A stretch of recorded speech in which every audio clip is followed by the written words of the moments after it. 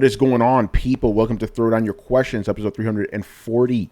I'm your host, Tony Polanco, and tonight I'm joined by Emilio Lopez. Sup, people? How's it going? Carlos Romero. Yo, yo, yo. Adam Vale. Sucker Free Sunday. Brian Manjoma. What up, what up, what up? And returning to us once again, you know you love to hate him, Mr. Brett Murdoch. What's up, everybody? Brett, how are you doing, sir? Hanging in there. You know, Yeah. it sucks when you lose a family member, and the only thing that really kind of helps is, time and taking care of yourself. So I'm working on the time part.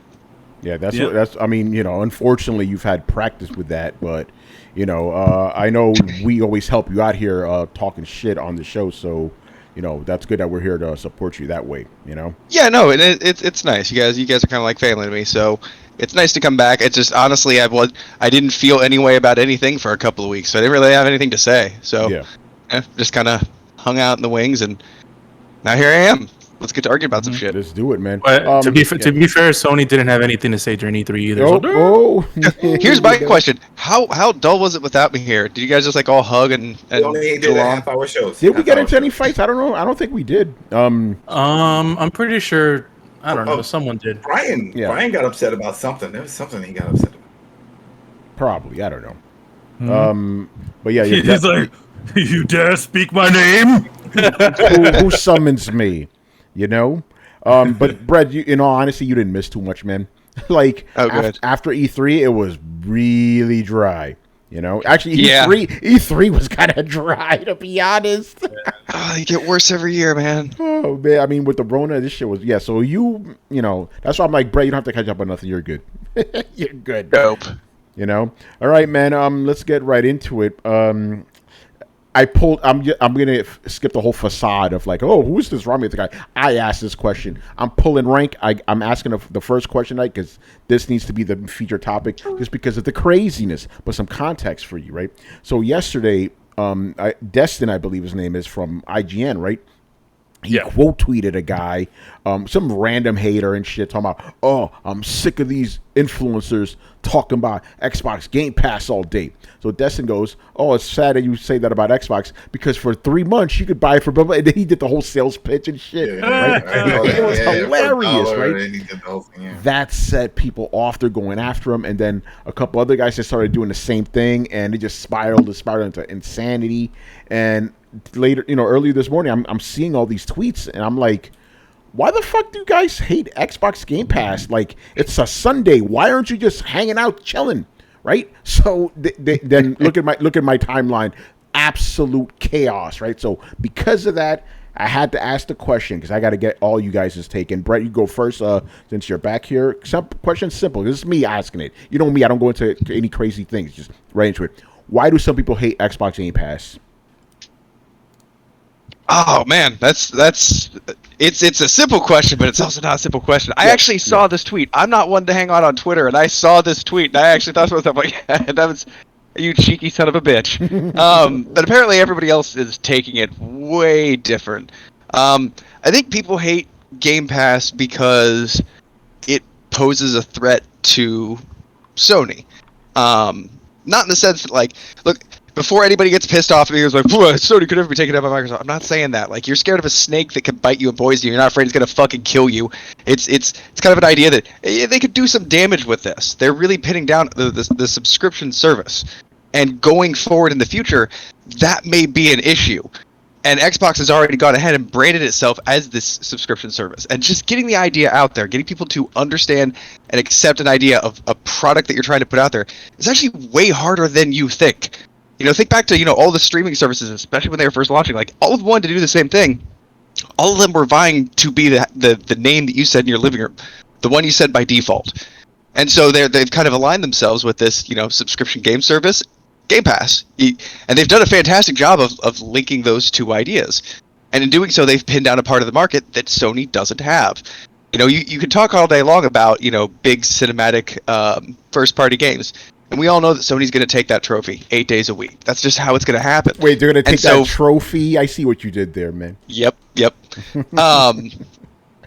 So, for the longest time, it's just been and This is the reason why I love owning both systems, because whoever is up at the top, like looking, spitting down on the people below them, I like kind of join forces with the people below them. Be like, yeah, well, you know what? Fuck you because of this. But it's been pretty much that. It's been, Xbox fans have been in kind of a pit, and I don't want to say that they haven't earned it. Well, I would say that Xbox hasn't earned some of its ire over the years. It absolutely has. But this sense of being better than has been pretty prevalent for a while now. And now, instead of just looking down on them, they're getting a little close for comfort. I'm not saying I don't think PlayStation users are terrified, quaking in their boots, blah blah blah blah blah. The kind of shit that a real hardcore dyed in the wool Xbox fan would fucking say. They're like, oh, Sony knows they're coming for him. Like, no, none of that shit. None of that shit. Just video games encompass a pretty wide market, and many markets inside of that actually. So yeah, I think people hate Game Pass because it is a genuinely good deal. You can get all the games you want for $9.99 a month. No, or for 15 with the ultimate, get everything. Oh, or 15 with the ultimate. Yeah, we should go through here and do the whole advertising spiel. We should, right? For $3. What is it? One for $1 a month for $3 bunch. All that stuff. Yeah, if you're a new member, it's only $1 a month. Yeah, and I don't know, man. I can see that being as like a really good mimetic jab at people. So I can see that absolutely catching on Twitter. People just doing it to be dicks because it's funny. It's fucking funny. It is funny, man. By the way, I want to give a quick shout out to Mr. Paris Lilly, who's joining us in the chat right now. Paris, what is going on, my brother? And since you're here, Paris, we all want to give you a huge shout out for the excellent job you did hosting the Xbox Extended show. That was amazing. AKA the Paris show. That's what we call it. We call it the Paris show. That's what we call it. We learned this on the Paris show. So shout out, congratulations, buddy. Yeah. And of course, Paris. A lot of people don't like it when he tweets about Game Pass, so he got a lot of flack today too. But I'm gonna jump off what you said, but I agree with it, and I'm gonna add something else to it, right? Just being honest here, and some people are not gonna like this, but it's the truth, right? For many years, right, PlayStation has been at the top. Xbox, especially last gen, couldn't touch PlayStation, right? Now Xbox has something that could potentially put them on par with PlayStation. And a lot of these guys, in Paris, I'm saying this is Paris' favorite line that I said. A lot of these guys tie their self-worth to the consoles, right? So when they see their favorite console being diminished, they feel they're being diminished. So they need to retaliate. They need to attack, And the other thing is, simple. A lot of these dudes just want attention. They want attention. They just crave it. So they just attack. And I find it funny how the people who talk most about Game Pass isn't Xbox guys, it's PlayStation guys. Ain't that something, So pretty interesting. People need something to hate. Yeah. That's it. They just need something to hate. So yeah, the question is why do fans hate it, No, or why do it's really why do PlayStation guys hate it? But I said why do some people? Because some people claim like, oh, this is the death of physical media. Chill out, guys. Come on. I'm gonna say this, and this comes from a person who creates for a living. I think on the one end, it is great for the consumer, but on the other end, when we talk about the situation with Spotify and we talk about the situation with Netflix, where I think it was Patti LaBelle put out that information about how much she actually gets for the music that she makes. It makes the media more disposable, and that I can see as being a big, huge problem when it comes to this sort of stuff. Where let's say you're not as high up on the food chain. Obviously you're going to get a really good deal if you're, let's just say for the sake of conversation, you're Hideo Kojima. But if you're a little guy down the line and you make this deal, I see a little bit of an issue there coming along. But granted, at least right now, because I do know people who have actually had their games come to Game Pass and they did pretty well with it. But I do see that this games becoming more disposable as a bit of a problem, because when you have that sort of thing, when you have so much content and people don't know where to look, I think things will fall off, and people may not get what their projects are going to get. What the attention their things are going to get. Not everything that's going to be sitting on Game Pass is going to be like, you may have a great idea and you make that Game Pass deal and you're wallowing on the bottom because some of these big the big companies that pay a little bit more money or do whatever, they're going to be sitting right up on the front. Well, that's the same that with retail. If they pay the money to put it at the ends of shelves of the aisles, then you're gonna get more exposure as opposed to one that can't afford it. I'm like, all right, well, you're all the way at the back of aisle 6. Yeah. Well, So, I mean, look. I just think that the disposable things, things just like the music industry, just like how the movie industry is becoming, everything's becoming more disposable. I think it squeezes the smaller guys out. Yeah. One thing, some of the smaller guys have said, and I find this interesting, that they notice that when their games go on Game Pass, sales go up. Because people who play, even though they have them for free, because remember, these games don't stay on there forever. No, they don't. People end up buying the games, and because they get a discount, they have more incentive to buy the games. So that's interesting, right? Yeah, the games actually sell better. Yeah. That's the thing that I think is really interesting about it, where they unlike some place like a Netflix, right? Where if you get a movie, they don't give you a thing to go and get the movie after out of their ecosystem after the fact. Like you don't get. It would be cool if there was like a drop down. Right, like if you want the physical, we can mail it because we have a warehouse full of these Blu-rays that nobody rents anymore. You rent the movie, right, and then you watch your movie, and then you say, you know what, I really like this Avengers Endgame. Yeah. or that's not on there, but whatever movie it is, and then just like, oh, you get a discount on it. Yeah. So Xbox Game Pass does do that. You could buy the game at a discount if you like it, and apparently, again, I do, because I do think that's probably the only legitimate worry, but people end up buying the games anyway, so it helps out the small guys. One situation. I mean, we just say here that people like to buy them, but they're not giving any sort of numbers of what the jump over, because it's just the way that is. Yeah. They'll give away sales numbers, but they won't actually give away those sorts of numbers. Like how much are they going over? Yeah. What about actually, Brian, get here, because I know you really like Game Pass. So what's your take on the hate that it gets? Because it's introduced you to a lot of Xbox games you wouldn't have played otherwise. Oh, it give me games that I can play. So that's always a good thing. Like I always say, if you can get access to games that you wouldn't normally play at a decent rate, then that's always a good thing. Yeah, and speaking of which, I just finished Medium this afternoon. Oh shit! Yeah, it's actually not that bad. It's all right. It's just okay. Would you say it's a medium game? Oh, it's very medium indeed. Yeah, but again, it's fine. It like fills in that THQ space that is very empty these days. So I am happy that it exists. Yeah.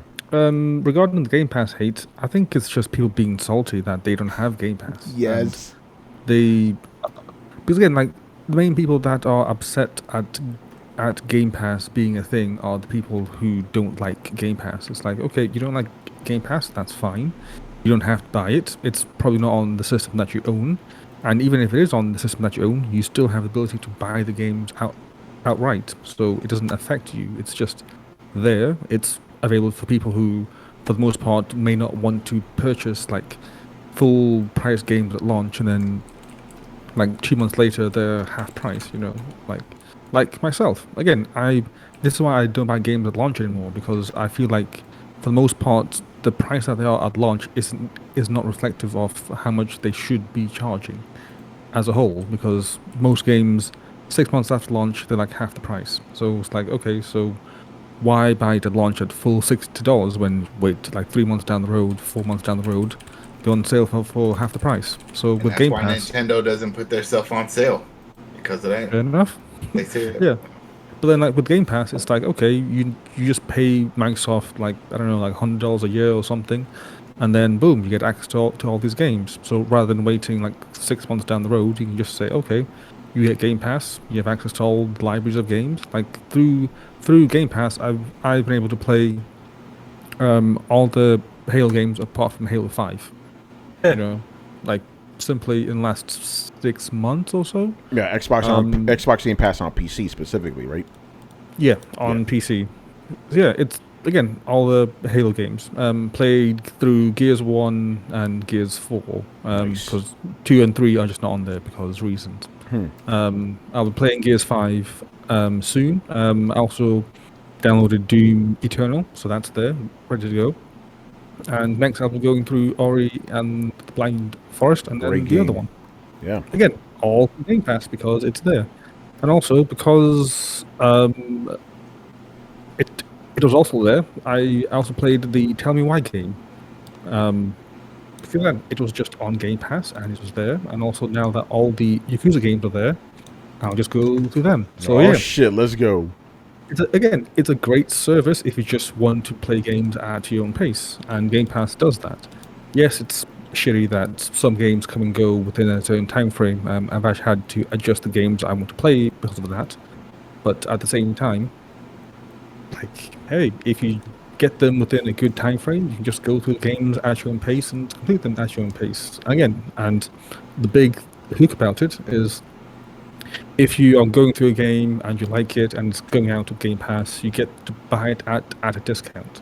That's one of the smartest things that they could have done. Because then it's like, hey, this game is leaving, but if you buy it now, you get it at a discount and you get to play it forever. It's like, again, it's a big incentive. People like things on sale. This is why Amazon has Amazon Day or Amazon Prime Day, because people just like seeing stuff on sale. Like, this is why Black Friday exists, because people just like stuff on sale, even though that it may not actually be on sale, just marked up on sale. But yeah, people like the idea of like, hey, you're getting this thing for cheaper than you should be. Aren't you happy? Some people are not happy. That's the problem. I mean, people. I don't. It's such a weird thing because it's like there's obviously the stuff that I was talking about, but again, I don't see there be anything to be angry about because again, you also don't actually need to own an Xbox to do this. No, you don't. You can just, as Brian said, you're playing on a PC. What's the bother? I mean, if you want to, you can play it on your phone or whatever, right? Yeah, you can. Yeah, tablets. Yeah. I mean, if you really want to do it yeah. that way.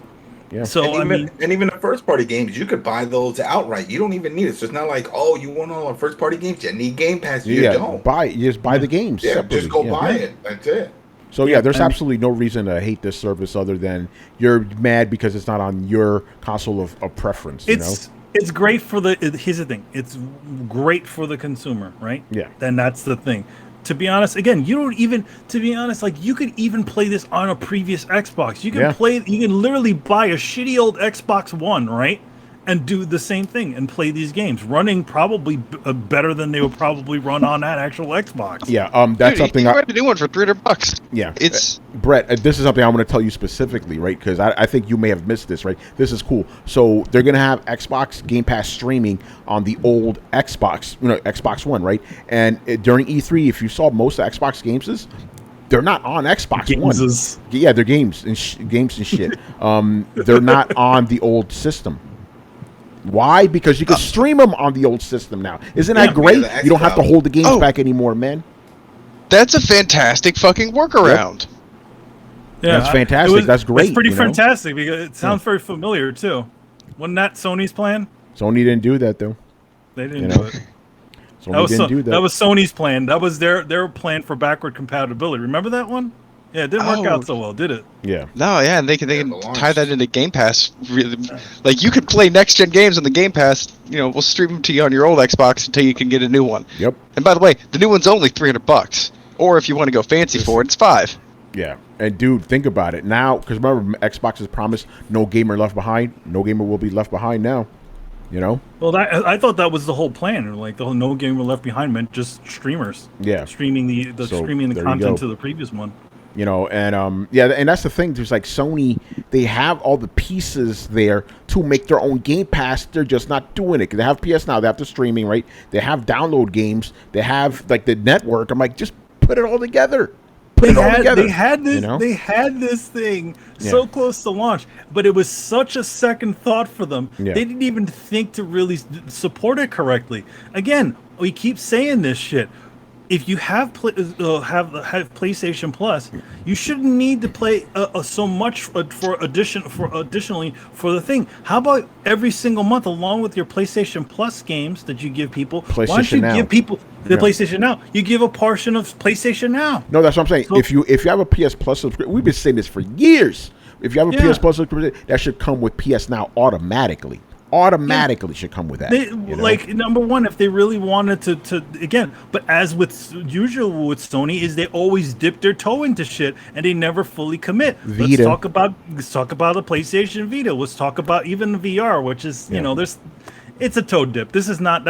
Yeah. To be fair though, PSVR is doing very well. They still make new games for it it's first party games, by the way. Unlike the Vita, on first party games, But the thing is that they're at least continuing to support it. But it's still not like the forefront of everything. They didn't commit totally. They didn't commit totally full gun force. They did pretty well. Here's the thing with Sony.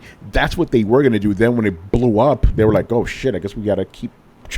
Supporting this thing, but yeah, so Xbox Game Pass to hate it's irrational, man. But it's all just people who are just upset, and for a fact, if PlayStation had the equivalent of this shit, the same guys talking all that smack would love it, Yeah.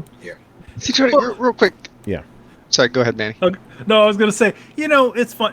When Jim Ryan starts seeing that it's making money, he'll change his tune. He always does that. He says one thing and then just changes it around. Go ahead, brother. Yeah. Okay, so I don't want this to sound like money is this superfluous thing, because trust me, I've been poor. I continue to be poor sometimes. It really just depends. Freelance, baby. Scrounging up $300 to be able to essentially be a mercenary in the gamer wars, just go wherever people are offering you the most. It just makes sense to me. And with that thought in mind, people that are strongly loyal to a company, while in the same breath telling you it's a business and business don't actually care about you, like that doesn't faze them. They'll say both things in one fucking sentence, and I don't understand why, if this bothers you so much, just go drop a few bills on an Xbox. You won't have to buy any games for it, because you can just get Game Pass. That's right. Because you get 3 months for $9.99. Yeah. No. Yo, by the way, look at this. I'm on Amazon right now. I could buy the Xbox Series S for like $400. It's available right now. And I know that's the lesser one, but you could stream all those games to it. Wait, I thought it was cheaper than $400. Well, I'm looking at it now. It says $394.99. Yeah, no, they've been jacking up prices. Prices have actually been going up. Amazon. What the fuck, Amazon? Well, no, it's probably a third party that's selling it. Dude. Yeah, that's probably right. But I did see. It's not an original sale. Who is it? Wario64. He posted a listing the other day. It was like $289, which is pretty good. No, they're coming out. They're starting to be able to get them. I actually feel like, for some reason, I feel like you're going to be able to get Xboxes quicker than PlayStations. Now, before anybody jumps on, I'm just going to say it myself. Maybe that's because people want PlayStation more. It's true. It's true, though. That's not even fucking I mean, some people are going to get mad about that, but it's just the truth. People want PlayStation more. It's more in demand. That's why Xbox, at least the S, is more ready to build. You still can't find the X. X is still very difficult to get, just like PlayStation, Yeah, but I think people are more excited about the PlayStation in general. Although I have heard a few people surprisingly say, I'm really interested in, maybe go dip my toe into Xbox. People who are, looking to buy their next gen consoles. I'll be like, oh, what are you thinking of buying? And I've heard Xbox a few times, which is weird. Like, because it used to be you never hear Xbox. Like 10 out of 10 times it was PlayStation, right? Now it's like only 7 out of 10 times it's PlayStation. They're still winning by a wide margin, but there's this little sliver of people now. It's interesting. Yeah. All right, good segment there. Let's move on to the next question here. Man, I'm gonna throw this in there, man.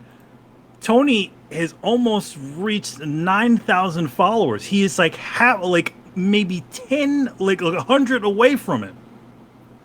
Okay. Yeah, so I'm on your Twitter. Yeah, unfollow. Oh, I'm ready for what tweet is coming up, man. Oh, and I'm gonna wait.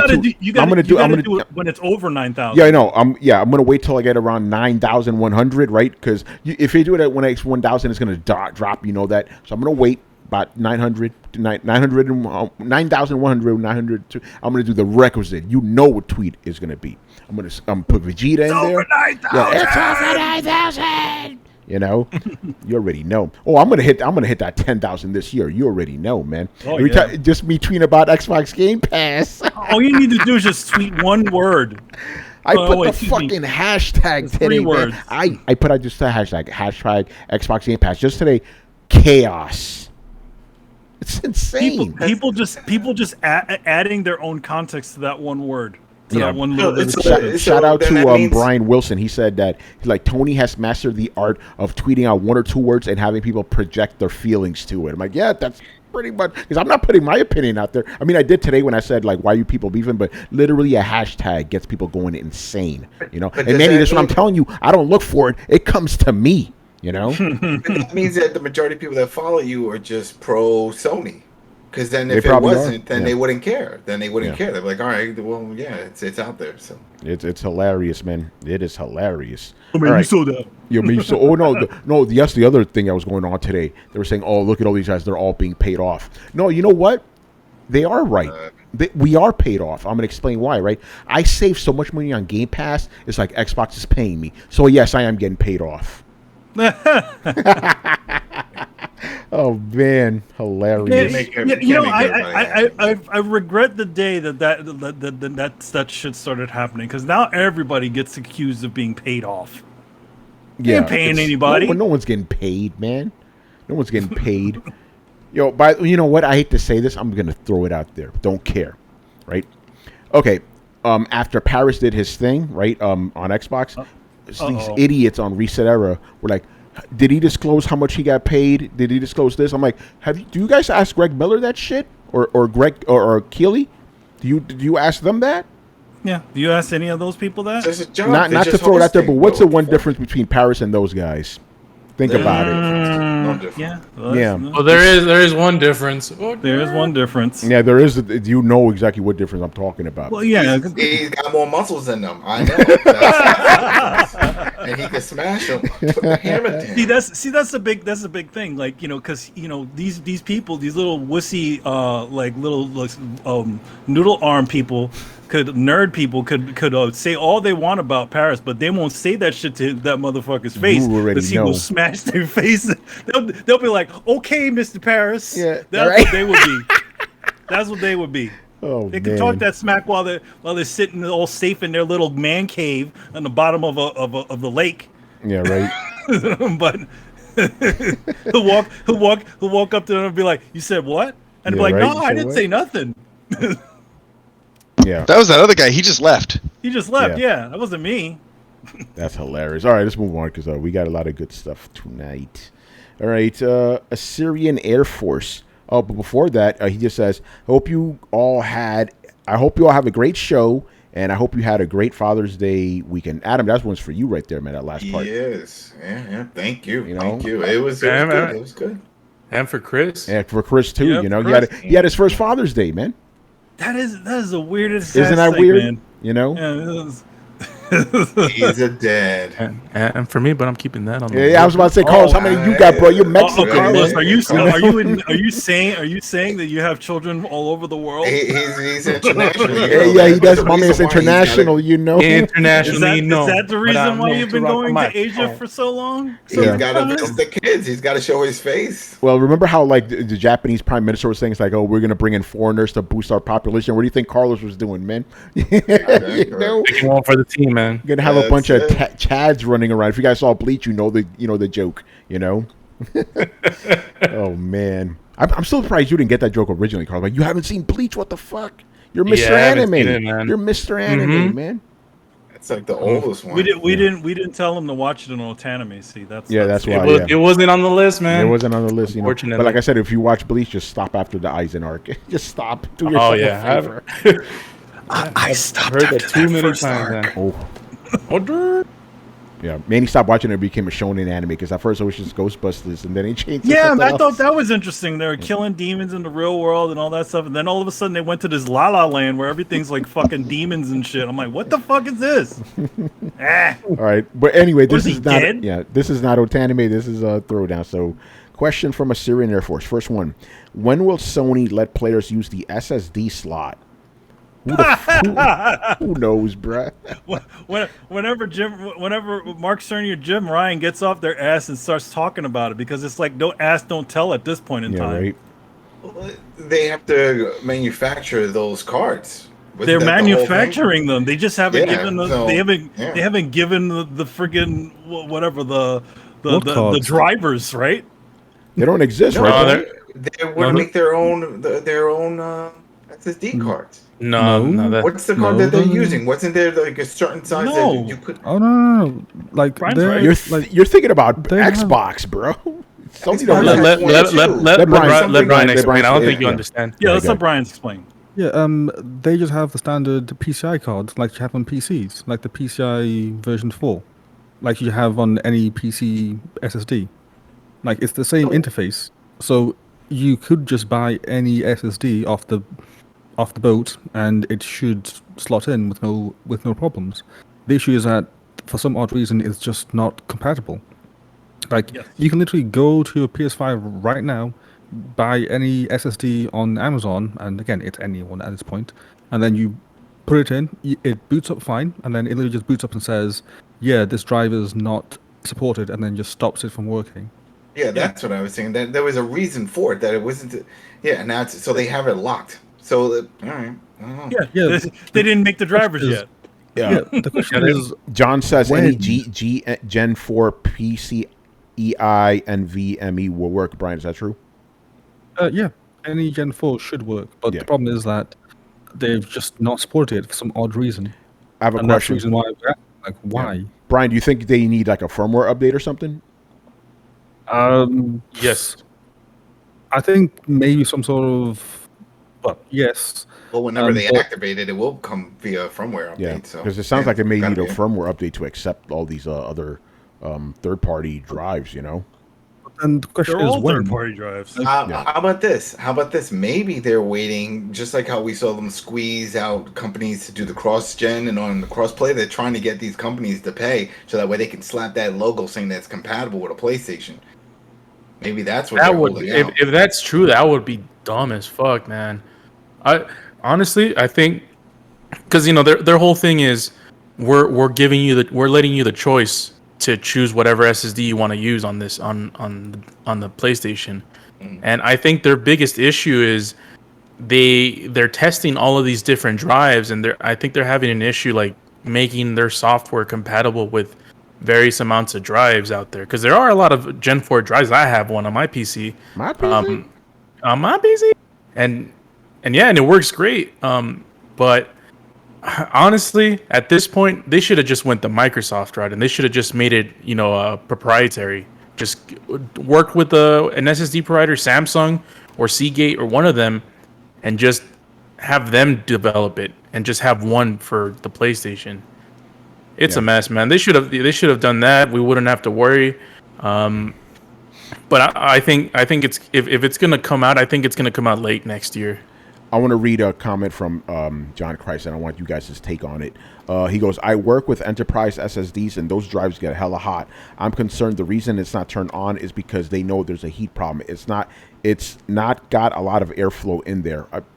That sounds about right. Like, they don't want any overheating issues, you know? I was just about to say the same thing. Like SSDs get extremely hot because again, like if you look at the like the sheer volume of throughput, that's like how much data goes on.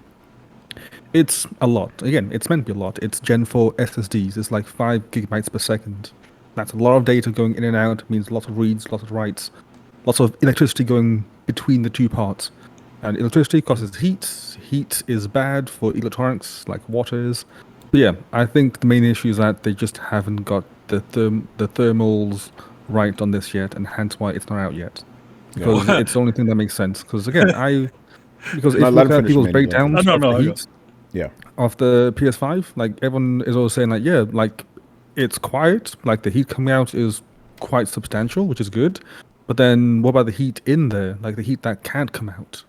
Like if your internals are like running extremely hot and you throw like an SSD in there, which also runs extremely hot, how's that going to be cooled down?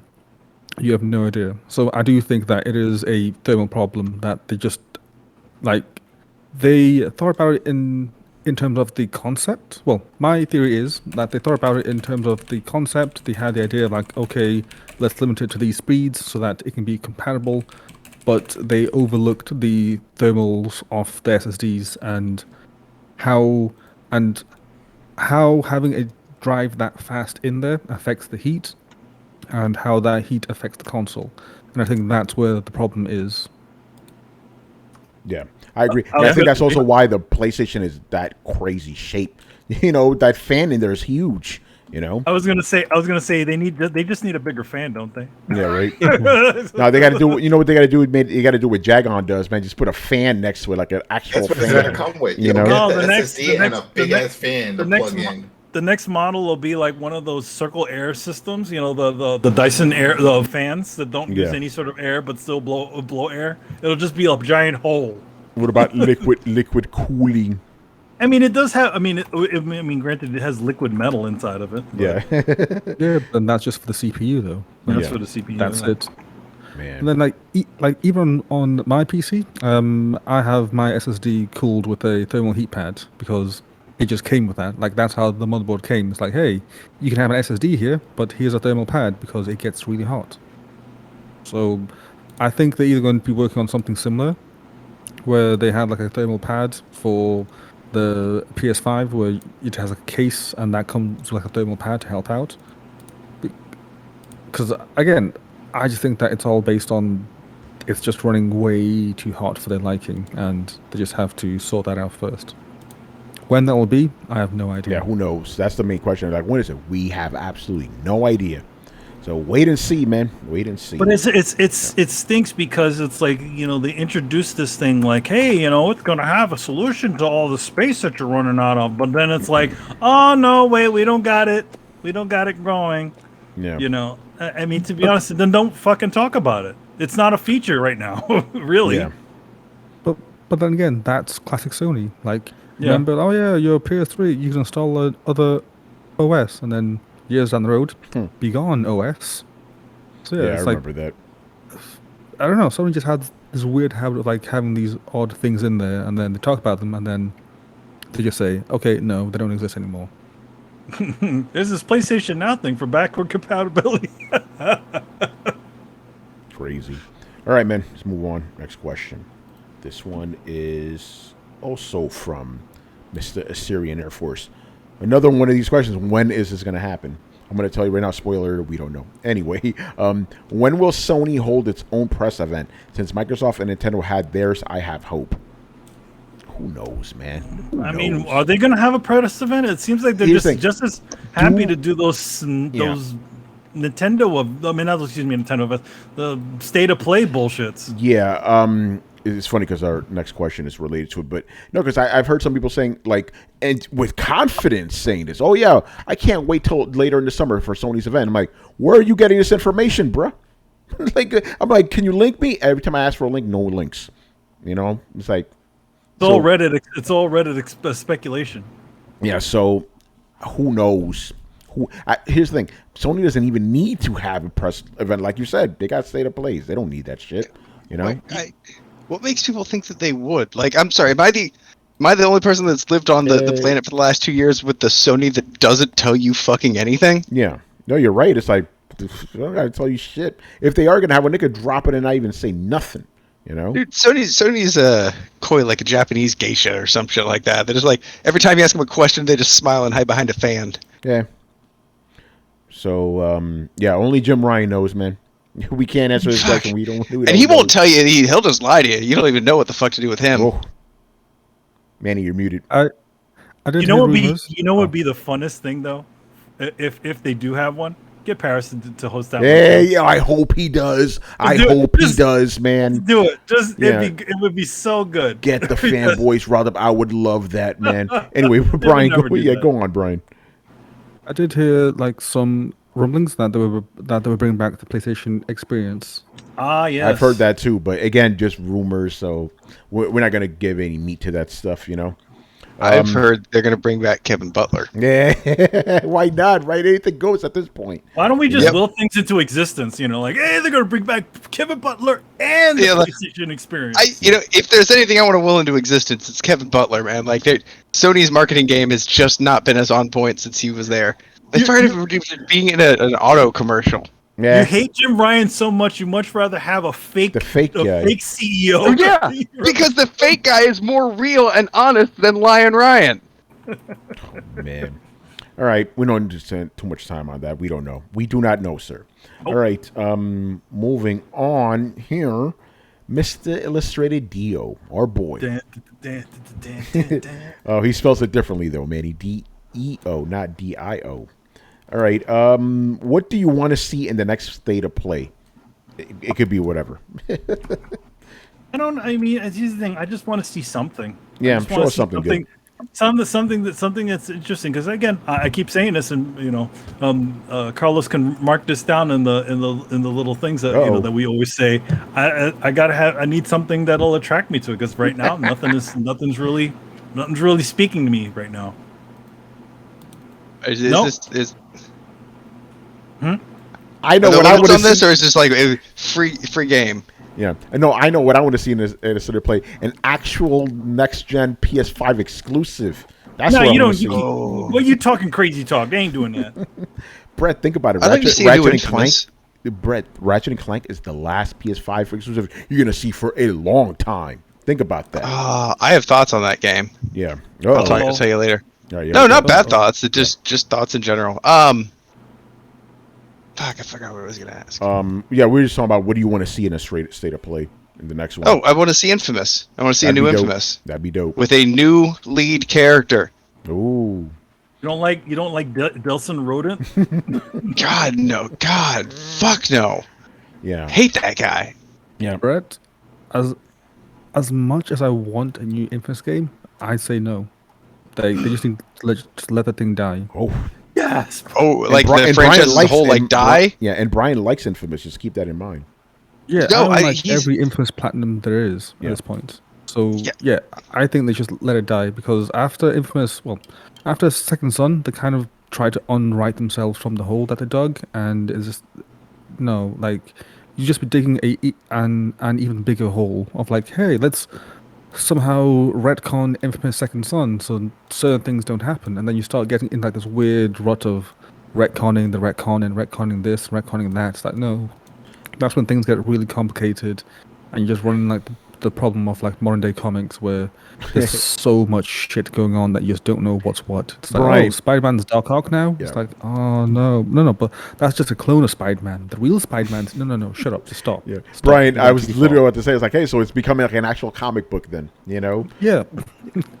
And then they'll do like the the Crisis on Infinite Earths, and then do that like 17 times over because they keep fucking up the universe. So yeah, I would honestly rather that just stop. To be fair, like stop before things get worse. Brian, do you think there's a plan to this stuff? A plan? No, there is no. No, there's never a plan to these things. If they were thinking about these things in advance, they would probably be able to nip a lot of this stuff in the butt. But it's all it is just building on top of already built buildings and not thinking about what the structure beneath was about.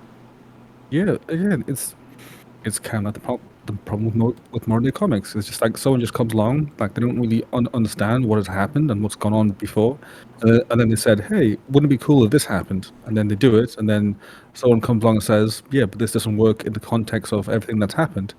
And then someone just says, "Yeah, but who cares?" Yeah, but it'll make a fun game, right? Exactly, and then you end up with, like Infamous, like Third Light or Third whatever. It's like some rewrite of like, oh, Cole didn't actually do anything in the first game. That was actually his twin, and this is the real Cole who's been trapped underneath here the whole time. And oh my gosh, They're going to Yeah, pull it a just Ben be so Riley bad. on this man. Like, Oh, at this he's the point in real time- clone. I don't know, man. at Yeah. this point in time, they might as well just do like an alternate universe, because like the Infamous one is already messed up as it is. because technically Infamous 2, the good ending, never happened. I'm still annoyed with 2, man. Like, I'm not going to spoil for anyone, but Brian, the main plot point, right? They resolved it in the second game. Like, you could have done that in the third. You just ended everything. You know, the main thread. I'm like, why you see it introduced now? Later. Do it later. You know? That made no sense to me. And it was very unsatisfying, too, the way it happened. You know? Like, it...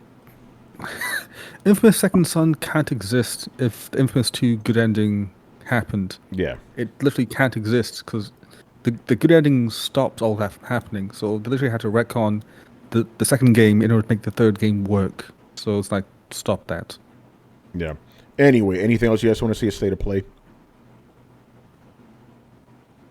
All right, listen up. Yeah, go ahead. Yeah, because I kind of don't like these type of questions. Like, whatever, you know, just show me something good, you know. Just to take into account that we got a state of play for the biggest release of the year for Sony, so for PlayStation. So it's all downhill from here.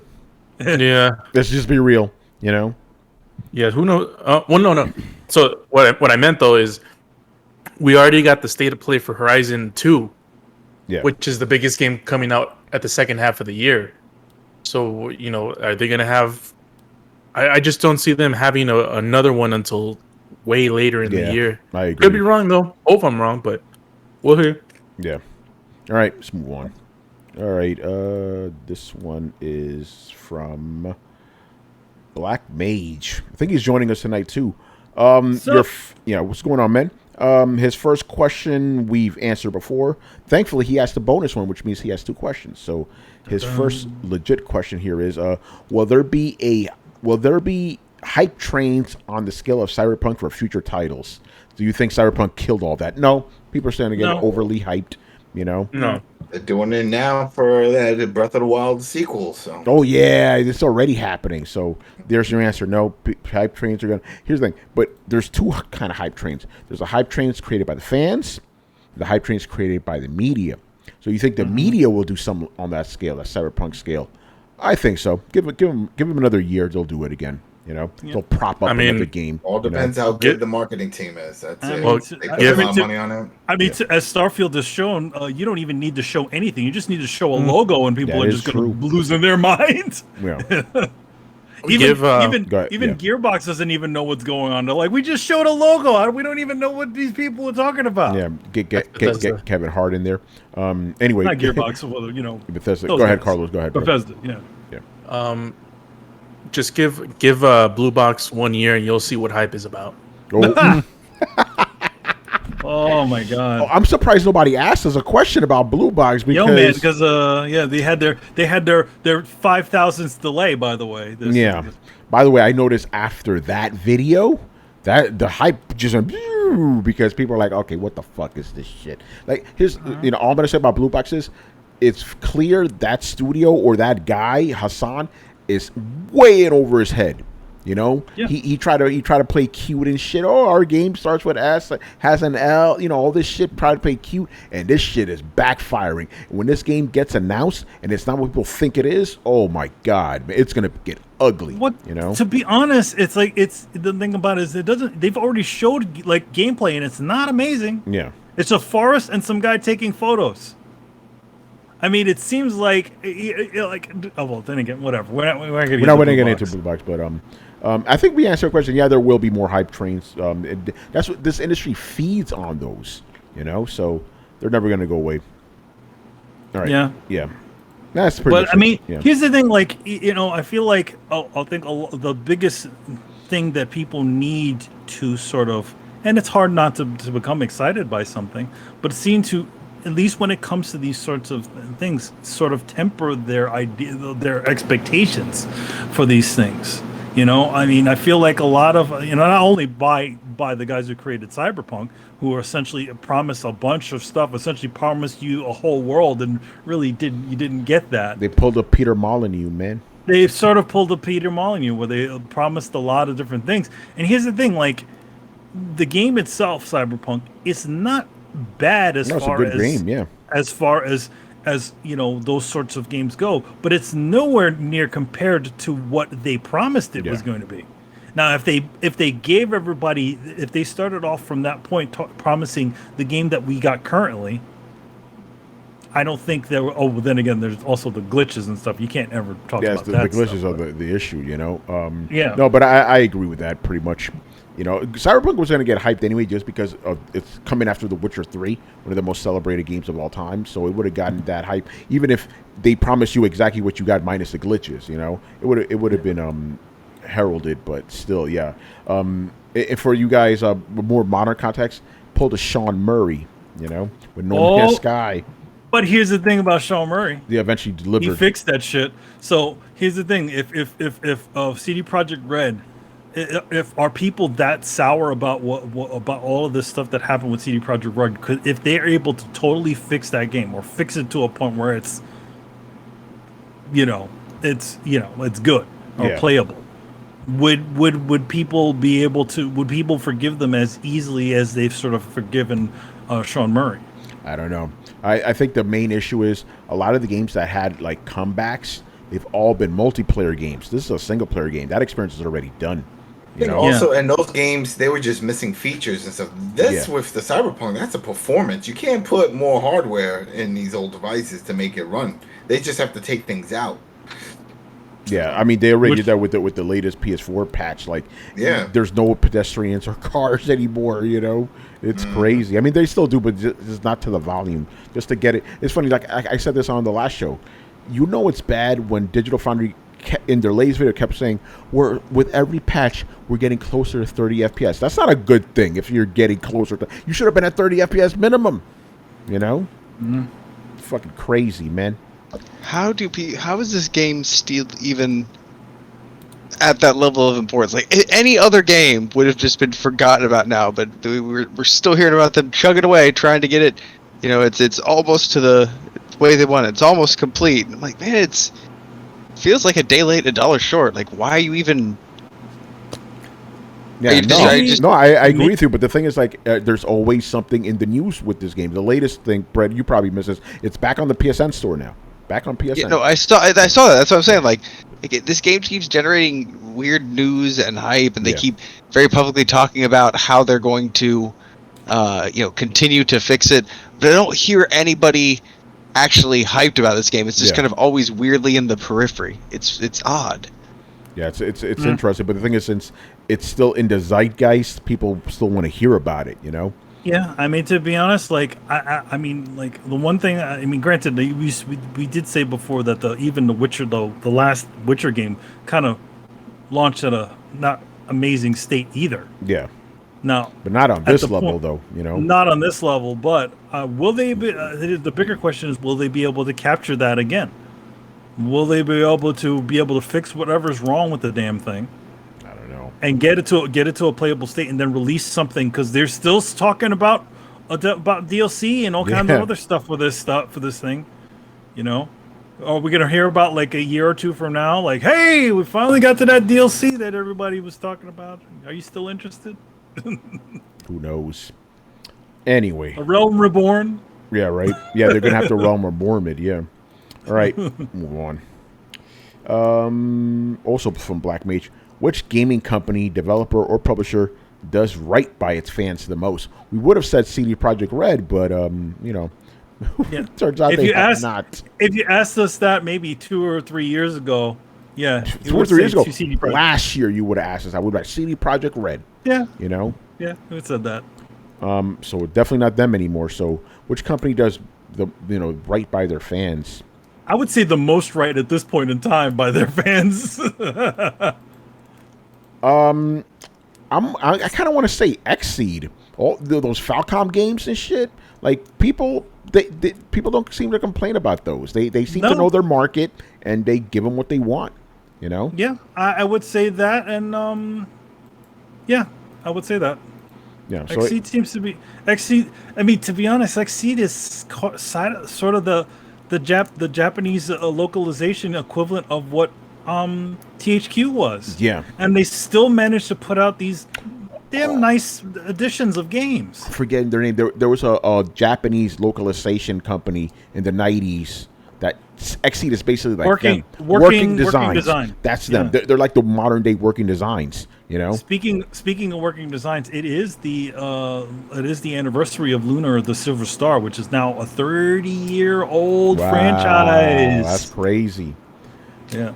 All right, But yeah, and they seem to be like that, where they release these really fancy, nice looking editions. Like plug, we just did an unboxing of Sakuna, the XC of the Yeah. X, the recently released. Oh man, damn man, he got cut off halfway through his Yeah, it was sentence. like, yeah. it was You know what he was backwards. saying is we did this unboxing for this game called Sakuna, Rice and Family. I don't know what the fuck it's called, but anyway, Damn, so that was- so Manny was very surprised. I was like, oh look, the there's a colorful art, which instruction manual. I'm like, oh, XE does that shit with all their games, you know. So yeah, they're good. One. Let me look at the chat real quick. Oh, the Yakuza team. Yes, they do very well by their fans. Yeah. They definitely do. You know. Damn. Well. Who said well, Activision? Man, fucking trolling. With the Yakuza, I would have went with that if it wasn't for how they dropped the ball with the what you call it, like a dragon, where you can't carry your save file over. They fucked up. That- Not only that's that, some Adam. bullshit. The That other was one too. bullshit. The other one too. Judgment. The same deal. Judgment. Yeah. Yeah.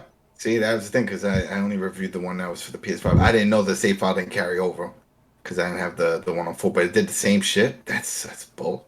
Yeah. That's bull, man. What about the rest of you guys? What company does right by their fans? Insomniac, I would say. Sonic does good. Yeah, they do good. They do good. They're really consistent. We got fucking 2 games in in less than a year, especially in a time where everyone blames the Rona, but for some reason Insomniac can release 2 great games. Yeah. Well, I mean- one big great and one DLC. Let's be honest. Sure. I mean that's fine.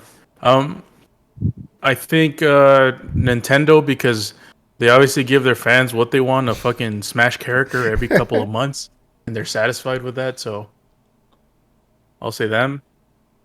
It's funny because I was going to say Nintendo's the company that doesn't give, but they do. They just treat their fans horribly. That's the only thing, you know.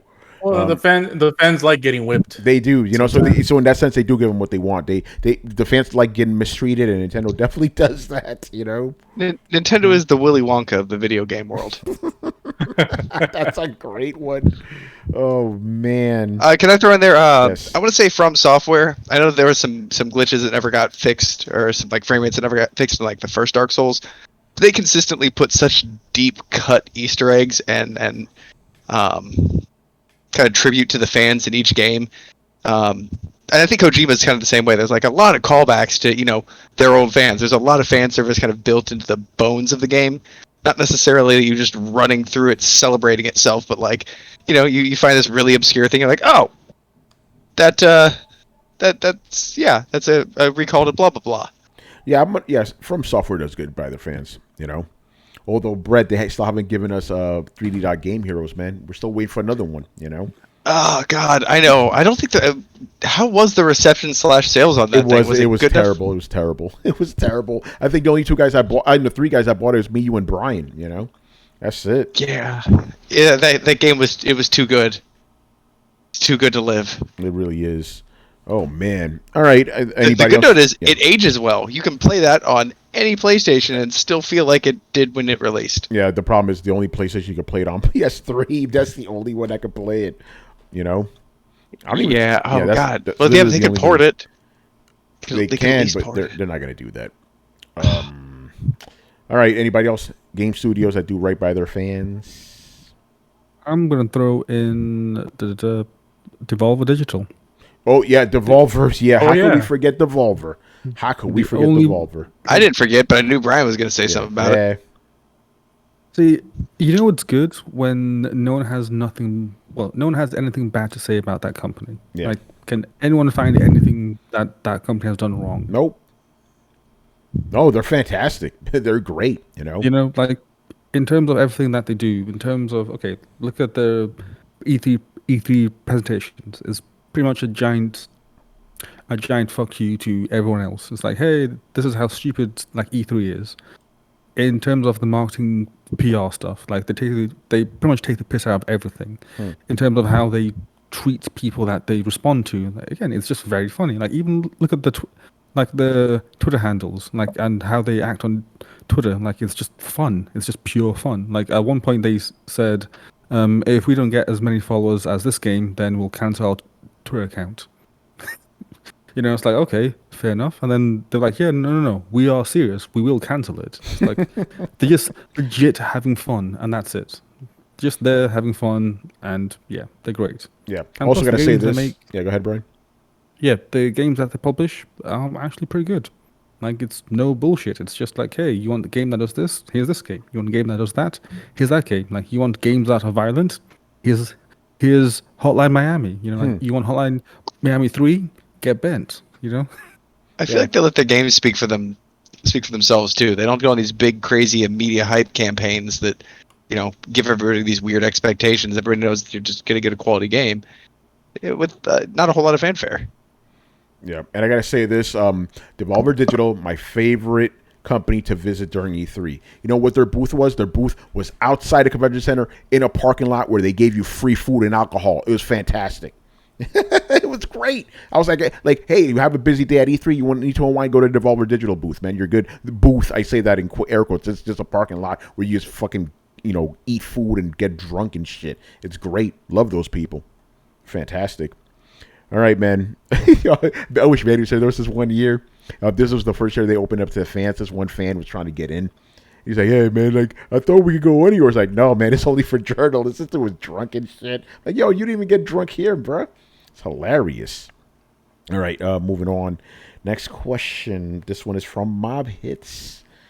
Uh-oh. Has Sony made PlayStation too Western? That is a concern that people have been having because ever since Sony or PlayStation, I should say, not Sony, moved their headquarters over to Los Angeles. They've been taking a shift, and now we had to close down Japan studio, all this other stuff, and yeah, it's kind of troubling. It's almost like they're losing their identity in a way, So, well, according to people in the motherland, they did. They turned their backs. Oh, that move was enough. Remember, they were talking about they had poor sales and all this stuff. Yeah. So even the Japanese were not happy about that, So, yeah, what do you guys say, man? I'll go with Carlos first. I think so. Do they even have any Japan studios anymore? Like not the name Japan studios, but actual studios in Japan that are first party. I mean, because that's the thing, they're focusing all on their Western stuff, Naughty Dog, Santa Monica, Sucker Punch, Punch, Insomniac. Yeah, like those are the guys they focus on. They're like, what about the Japanese studios? And they're great. Yeah, they're great studios. But man, Japan studios was they had great games. Maybe they didn't make as much money as the other ones, but man, Gravity Rush, all of the Eco games and stuff. So, man, it's unfortunate. I wish they had sort of both. Even if it's, I don't mind it being too Western centric, but I think like they don't really have a Japanese identity anymore. No, they don't. They really don't. You're right about that. I know they have a new Japanese studio called Asobi, but we got to see what they produce. But that's the thing. It's like, okay, if you're making so much money off your Western studios, then let those fund the little Japanese ones. Man, you're back. Yeah, what the hell? That's crazy. You came in at a good time though, Manny. Yo, Japanese games? What we talk about? Has Sony become too Western, or PlayStation become too Western? Yes, I agree. All right. No, just give us your thoughts. Well, to be honest, they literally have. I mean, because they moved their worldwide headquarters to the United States, so a lot of the overhead is more Western than it is Japanese currently. Japan area is seen as as a branch as opposed to the main location. The biggest the biggest sign of that is the fact that Jim Ryan does not speak Japanese. Yeah, that is true. Yeah. All of the previous heads of PlayStation, with the have all been able to speak Japanese. Meanwhile, Jim Ryan, who did address to during the Japanese PlayStation Awards, he was reading Japanese or something off of something else, as opposed to all of the previous guys being. Yeah, Sean Lady knew Japanese too, I believe. Oh hell yeah, he spoke Japanese. In fact, during when he was during his little thing, he was, he did his addresses for the PlayStation Awards in Japanese. When speaking to Hideo Kojima, he spoke Japanese. Yes, right. No, they were. Our boy Andrew House knew Japanese too. Andrew House knew Japanese, so yeah, they knew it. So I think that's what happened once they moved it over to there. I think it may have to do with the fact.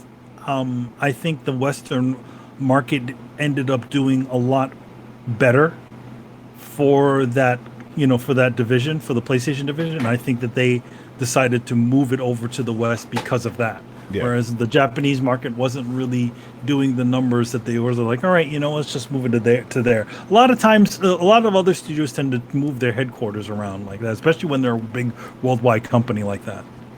Yeah. So yeah, I think it's pretty obvious they become more Western. Well, I mean, to be honest, and then they just the sad repercussion of that is that you lose the Japan studio division, or at least all the people within the Japan studio division to do these sorts of that made those sorts of games, those extra games that they sort of made. So yeah, I mean, the only problem with it wasn't. There's also been a lot of issues with them moving over to the United States, where I think the Japanese were quite angry about one of those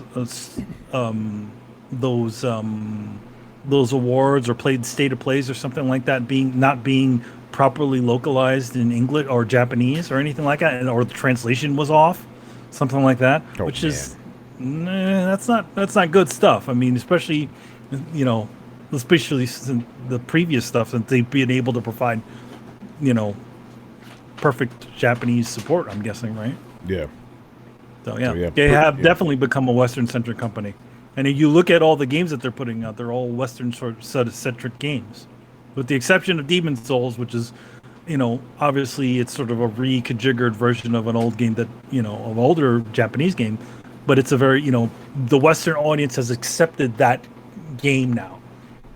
And I feel like a lot of we talk about the Sony, the PlayStation formula, Yeah, that game does not have that. No, but I'm saying we talk about the Last of Us's and the Uncharted's. The big cinematic games. Yeah, the big cinematic games. Those are the sorts of Western-centric sort of games. I know. Oh yeah, I think we need to expand. Sony's become definitely more Western, or just PlayStation, become more Western for sure. All right, moving on. Next question here.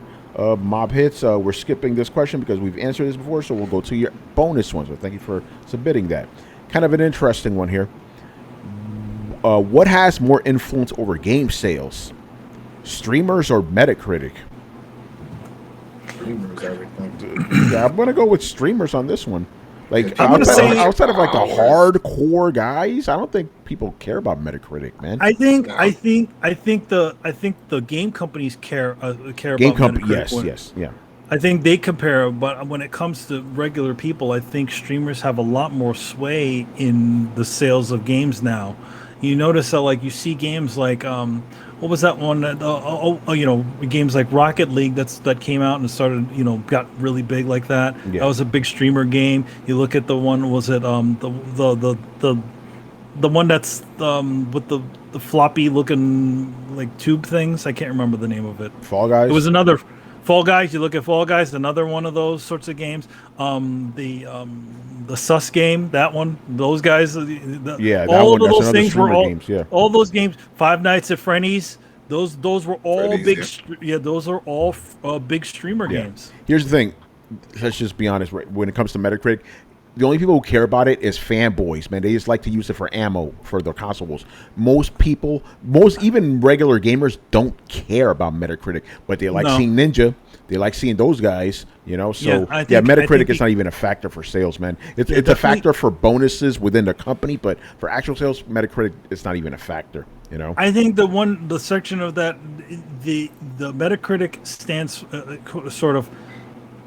is the critical reception of a game, and I noticed that like you'll find situations where you'll see big disparities between the actual critical reception and the fan reception.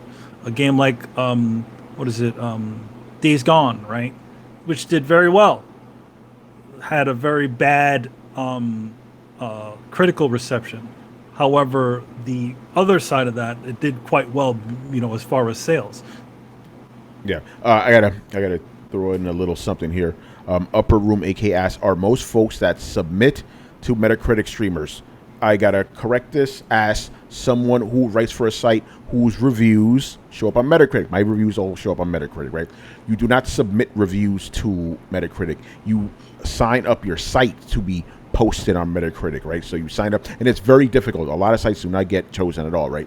So you're on a website and you submit, or you ask, not really submitting, you ask like, hey, can you put our reviews on Metacritic, right? If they approve, your reviews go up there. An individual cannot be like, hey, put my review up there. It doesn't work that. It's got to be a company. Yeah. So there are no streamers that have their things up on there unless they're actually on a website of some sort. So I just had to throw out there so you guys know. Coming from someone whose reviews are on Metacritic, that's not how it works, you know? Yeah, it's. I mean, what on STFU and Play, did we try to get on there at one point? No, because Torrance hated Metacritic. Yeah. You know? Okay, yeah. Yeah, so no, we never tried. Coalition tried, didn't work. They were giving us the fucking runaround. Metacritic is very, very difficult. Even PC Mag, they gave us a runaround for years, you know? But it finally happened. But then again, you have these no-name sites getting on there. Like, what? How did that happen? You know? Well, you know, it's because of the locations. I've seen a lot of European ones I've never heard of. You know, that's a good point. To represent that market. They're like, well, we got to put some sites from there. I think it also has to do with sort of site numbers and stuff like that. They're sort of looking at. It's kind of like the way you get. It seems like it's very similar to the way E3 works, where they're looking at how much what your site numbers. PC Mac had millions of people. There was a run around, you know. I don't know. And if you look at the Alexa for some of these sites, I've done it before. I was like, dude, they got no audience, you know. So who knows? It's like getting verified on Twitter. Who the fuck knows how it works? I mean, yeah. How does that happen? You know, I'm verified. I'm like, oh, he doesn't even know how it happened. He just did. It's just, yeah. Well, I mean, I do know how it happened. I did submit for it and everything. You know, I have my suspicions of how it happened, but I don't know. I think it's because I was writing for Civ Davis, you know, a big prominent site, and because I was recently hacked at that point, and I had to be like, hey, listen, I need to prove that I'm the real Tony Polanco. I can't have these fucking idiots pretending it's me. You know, so I think that helped. But again, it's not by numbers because, you know, shout out to our boy Jake Baldino, right? That guy's way bigger than me. He cannot get verified on Twitter. They denied him again. It's like, what? Really? Yeah. Him? Yeah, him, Jake Baldino. It makes no sense, man. It's the Jake Baldino. You gotta have him back on the show, man. Great guy, you know. Oh yeah. I remember you made his day one time at New York Comic Con. You gave him what did you give him? You gave him something. I gave him well, no, it wasn't New York Comic Con at the Xbox event. There you go. I gave him a one of my Solid Zero books. In fact, I looked at it. I saw there you go for you guys. I gave him my little art book, and that made his day. That's awesome. He's a big Metal Gear fan, obviously. Oh yeah. All right, so yeah, Metacritic has no influence on game sales. It's streamers for sure. All right, moving on here to the next question. John Christ, who's been joining us in the chat all evening, so thank you, sir. All right, first question. Quake is responsible for the creation and rapid improvement of graphics cards where there really weren't any in the late 90s. Crysis again pushed the envelope and forced GPU manufacturers forward. What other games do you feel are responsible for pushing gaming forward to what it is today?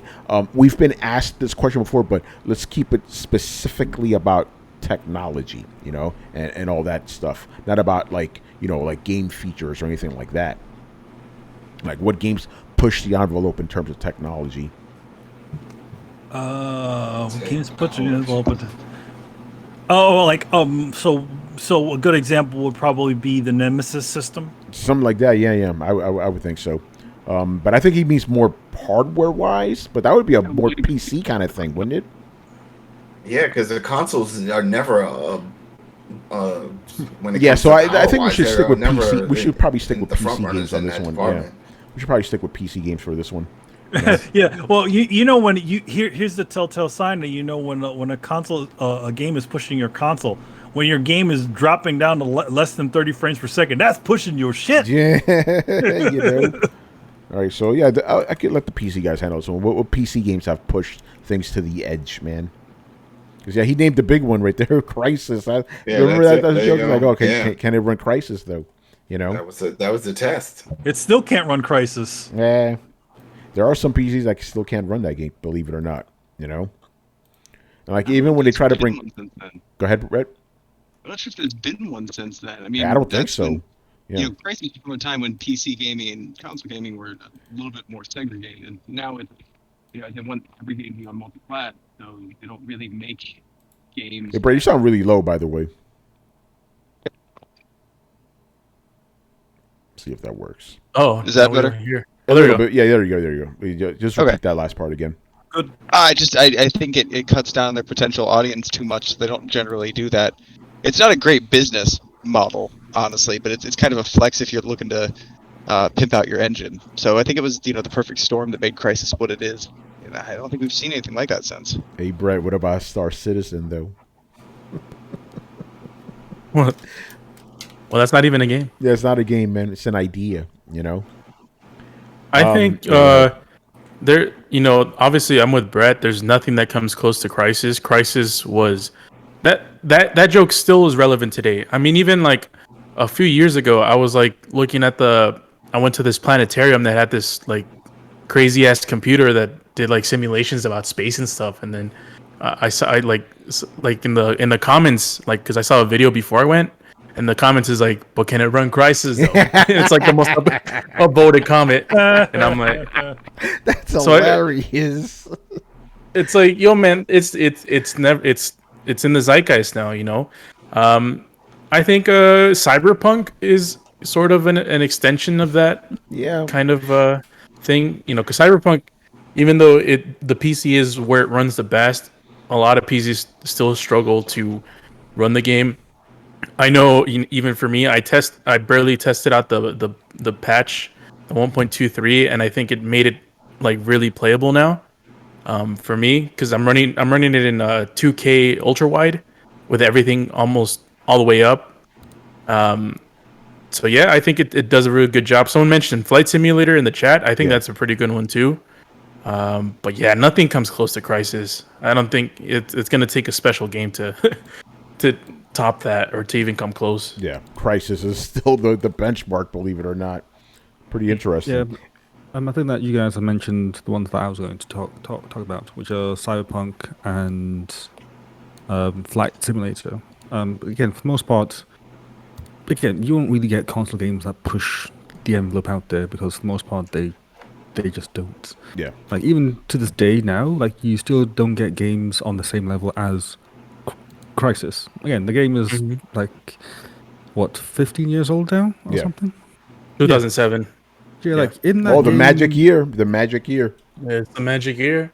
Yeah, in that game, you can do stuff that games don't do now, and it's ridiculous. Like, you can shoot out individual planks of wood in a fence. Yes, and trees also. Yeah, you had trees that react to explosions. Like, they'll actually like bubble outwards from the center of explosions.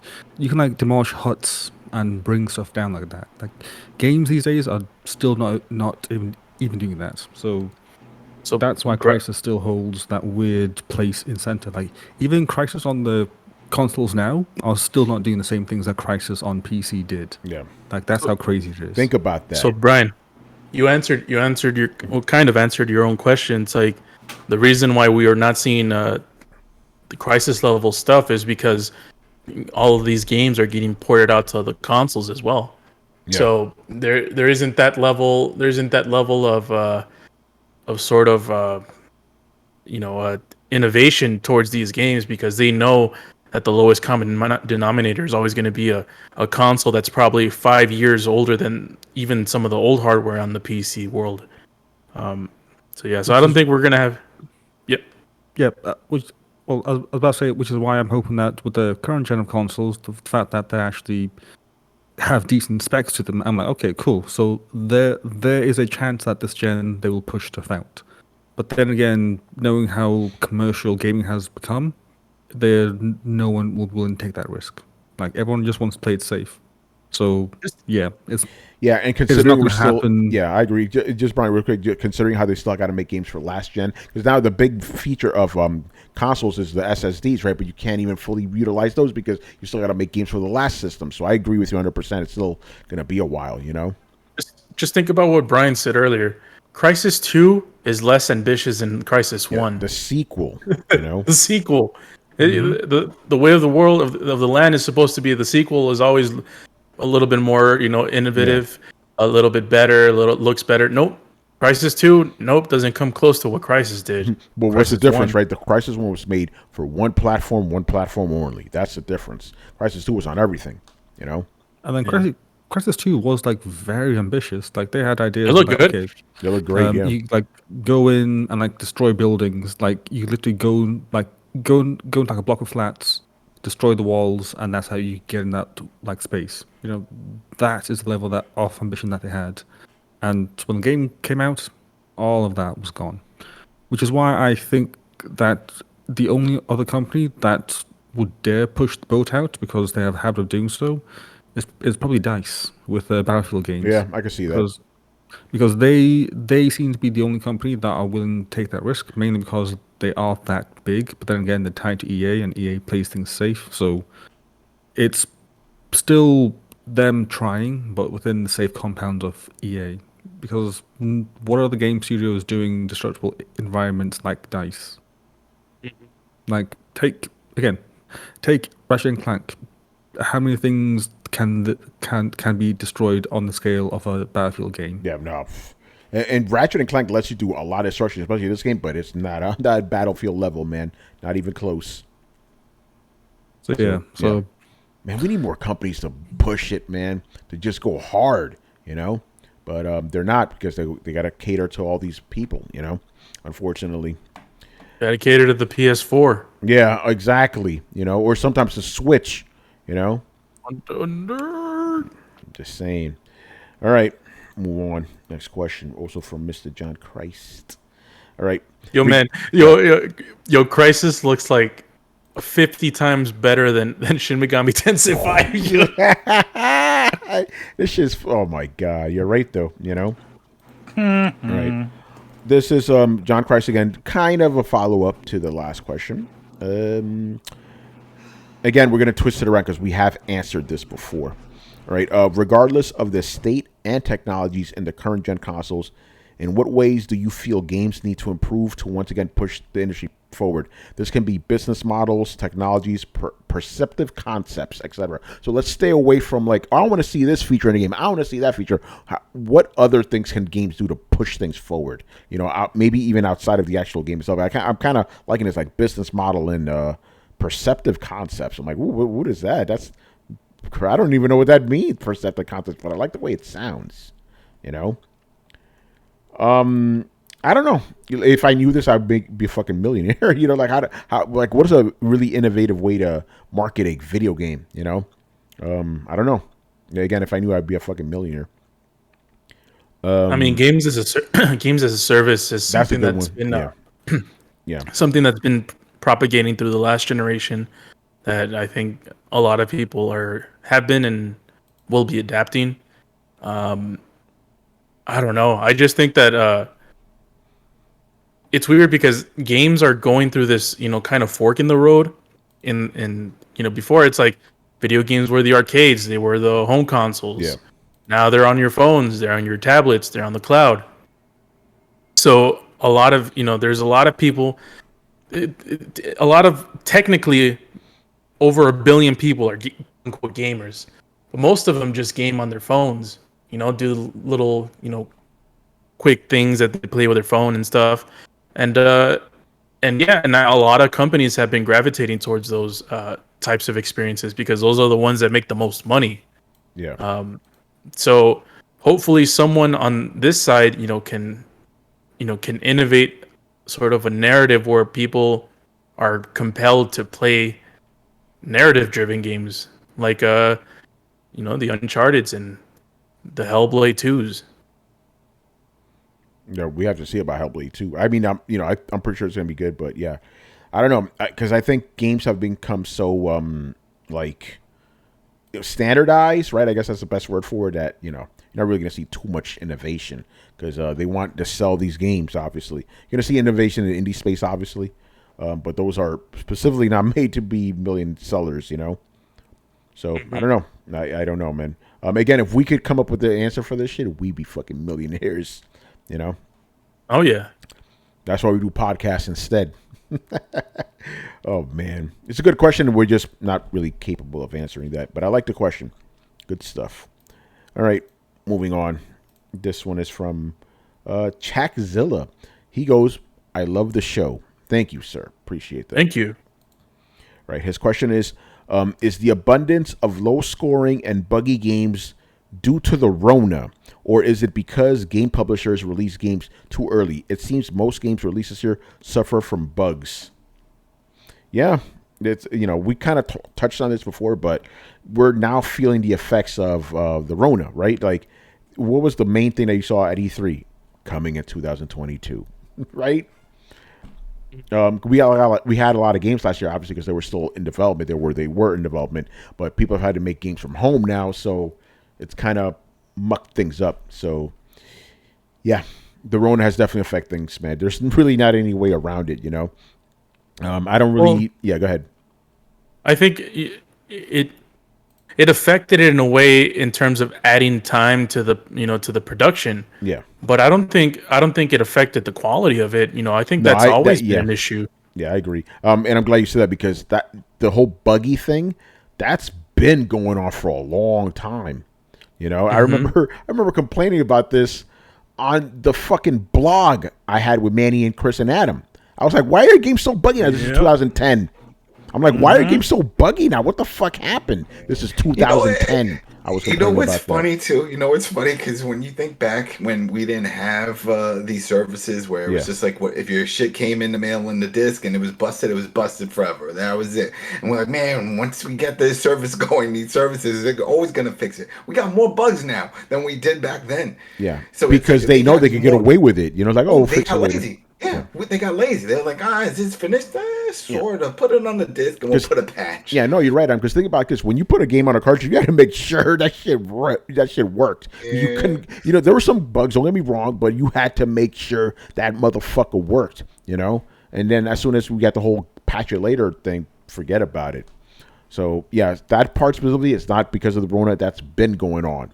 For over a decade now. Ever since the whole patching nonsense started, download this, download that. That fucked up everything, I mean, Bethesda was a thing before the Rona. Yeah, that's right. And they're one of the biggest, developers out there. I think, that's my big issue with this whole Rona stuff. People are it's obviously it has been a crux for a lot of things. For most things, but people are overusing it as an excuse to show that their games are either crappy or delayed or buggy. If you're delaying it, like there's games that have been delayed after the Rona, after the Rona, it's like, okay, we were delaying it because of the Rona, and then they delay it again, and it's like, oh, it got delayed because of the Rona, and I'm like, well, you already delayed it before, so. It's an easy excuse for people to use when previously they would delay a game and it's like it's delayed because it's not ready. People don't. Yeah. I'd rather people just tell us it's not ready than than blame the Rona. Yeah. The Last Guardian was announced 20 years ago it seems, and it released 10 years after that. Yeah. So it's like, hey man, sometimes games take a while. Yeah, we had to delay because of the Delta variant or something. Like, all right, bro. All right, bro. Like. Delta variant. I thought that shit was something about like, yo, there's a virus running around Delta flights now. What's going on? You know? Oh, there's Delta Force, right? That's what they Delta use. Force. Like Norris. yeah. You know, I mean, Delta's usually you got the. I remember there was, what was it? Alpha Phi Delta. That was the fraternity I was part of. We had a Delta in it. I mean, there's Deltas in the. Adam stories. Here we go. We had Deltas and everything. Anyway, so yeah, the bug stuff is not because of the Rona. You know, that's been going on, bro. I mean, here's the thing. Like, obviously, I would say delays were part of some of the Rona stuff because, especially, you know, some of these people, some of these studios having to adjust to new ways of, you know, submitting work. Yeah. You know, I mean, obviously they use like you have to invest in a centralized, you know, system where all of the employees have to log into, and also there's also I remember one studio saying, you know, not everybody in the game studio has a computer that's on the same level at home as they would at the job. Yeah, so they would have to do all of that. So it's I mean, definitely has been used. You know, it's definitely been used as a cause to sort of like give these companies a little bit more time. But yeah, I wouldn't say bugs. I think a lot of times when it comes to bugs is they already know that these bugs are going to happen, and that they're just launch them with the bugs at the because obviously you can't remain in permanent development forever. So just launch with the bugs and unless you're Blue Box. Yeah, well, these motherfuckers making that game for 5 years, you know. Anyway, but I just had this thought. Imagine like you're a game developer working from home, and you got your drink and you're there, you're chilling. A fucking cat comes, spills it, right? All your shit is fucked up. What do you tell your boss? Like, oh, I can't deliver my project today because my cat spilled a drink all over the place. So yeah, it's crazy. Is Adam going for the Kratos beer right now? That's the question we got in the chat right now. Yeah, I'm trying to go. If you see, we got my other version of a Kratos as Tommaso Ciampa. If you remember, this was the wrestler that everyone kept saying should play Kratos in the movie because he's got the beard going. He had the look. Yeah, it looks like it. So who knows? I don't know. It's called Adam being lazy. Yeah. Whatever that figure. Yeah, well, let's do that one. Adam lazy. So, see, I never try to let it get too big because my beard does not look pretty when it's big, when it's huge. Keep it nice and trim, close. Yeah. I'm curious, actually. Now that you bring it up, I don't know. I'm just gonna fucking look. No, be Jesus, man. Let the Jesus beard out. Gotta get the hair too. Brought that up. My daughter. I went to shave my head the other day. Right, see, I don't know if you guys see. Let it. Oh yeah, man. That's not that. You don't look right like that. But if you remember, for those that don't know, I've had it down to my shoulders. Yeah. And my daughter, when I went to shave, she was like, "What are you doing?" I was like, "I'm gonna go come in." She was like, "I thought you were gonna grow it out again." I'm like, it's summertime. This is the worst time to do that. And I was like, "I'll think about it after the summer. Let's say around August." Yeah, when it gets cold, let that shit. Once it's getting cold, I'll let it go. All right, man. Hey, I have long hair. Yeah, you do. Yeah. Oh shit. All right, man. Moving on. Next question. This one is from Tumeke. He's been in the chat as well. All right. Which developer has the best track record for killer soundtracks, and what is your all-time favorite? Grand Theft Auto. Move on. I like this one, man. I already have my answer. Tony Hawk. But there could be two answers. I'm picking two. I don't give a fuck. I'm going with two. Yeah, because you could say the best licensed soundtrack, and you could say the best overall soundtrack. Yeah, I'm not even going with licensed track with this one. And this is old school because I feel that after like the year 2000, not the year 2000, but in the 2000s, soundtracks just became not memorable anymore. Sega, this 90s, Sega and Capcom were the fucking best, man. Remember, man, we used to make tapes of those fucking soundtracks. Oh yeah, we have rolling around to like exactly. Yeah, listen to that riding theme while you ride your bike. Exactly, man. Anything by Sega, anything with Capcom in the 90s was fucking gold. So those are my answers. For me, I agree with Tony on that. But I would also say some of the more recent ones, I have to say L.A. Noire had an amazing soundtrack. I love that soundtrack. Well, we're talking about studios here. That's why, Yeah, then I would say. Oh, we're talking In-house. about game studios. Oh, Yeah. Square Enix or SquareSoft. Square Enix does have good ones. Yeah, for sure. Like I have to say that they, even to the modern ones, they all have really great Yeah, soundtracks. they do. Say what you will about Final Fantasy 13. That soundtrack is fucking awesome. You know. Friggin' what was it? Is that the one with lightning in it? Oh yeah, the 13? Lightning games. Yeah, they're all good. I mean, that fucking battle music's awesome. Yeah. The Yeah. Oh man, we hear that shit. Oh man. Final Fantasy 7. That's a good song. Yeah, well, they that's have- Square right there. Yeah. I remember I got the orchestra one, the live Yep. orchestra when they did that tour. That was pretty good. Yep. So All right. yeah. I'll Yeah. do that. Okay. So SquareSoft. Let's Square get Enix. SquareSoft specific, but I mean Square Enix too. You know. Well, Enix, I mean, come on, like Yeah. all the Dragon Quest soundtrack is all done by the same guy. Yeah, Those that are is- awesome. I love the town music and all that. And Yeah. the And battle they always music, keep all using the good. same tracks, and it always sounds good. You know. Yeah, they always sort of use like the battle music is the same sort of music, and then they sort of add to it with Yeah. newer bits. Yeah, guys in the chat, remember we're talking about studios, not just individual games. Carlos Game Studio with has really awesome soundtracks.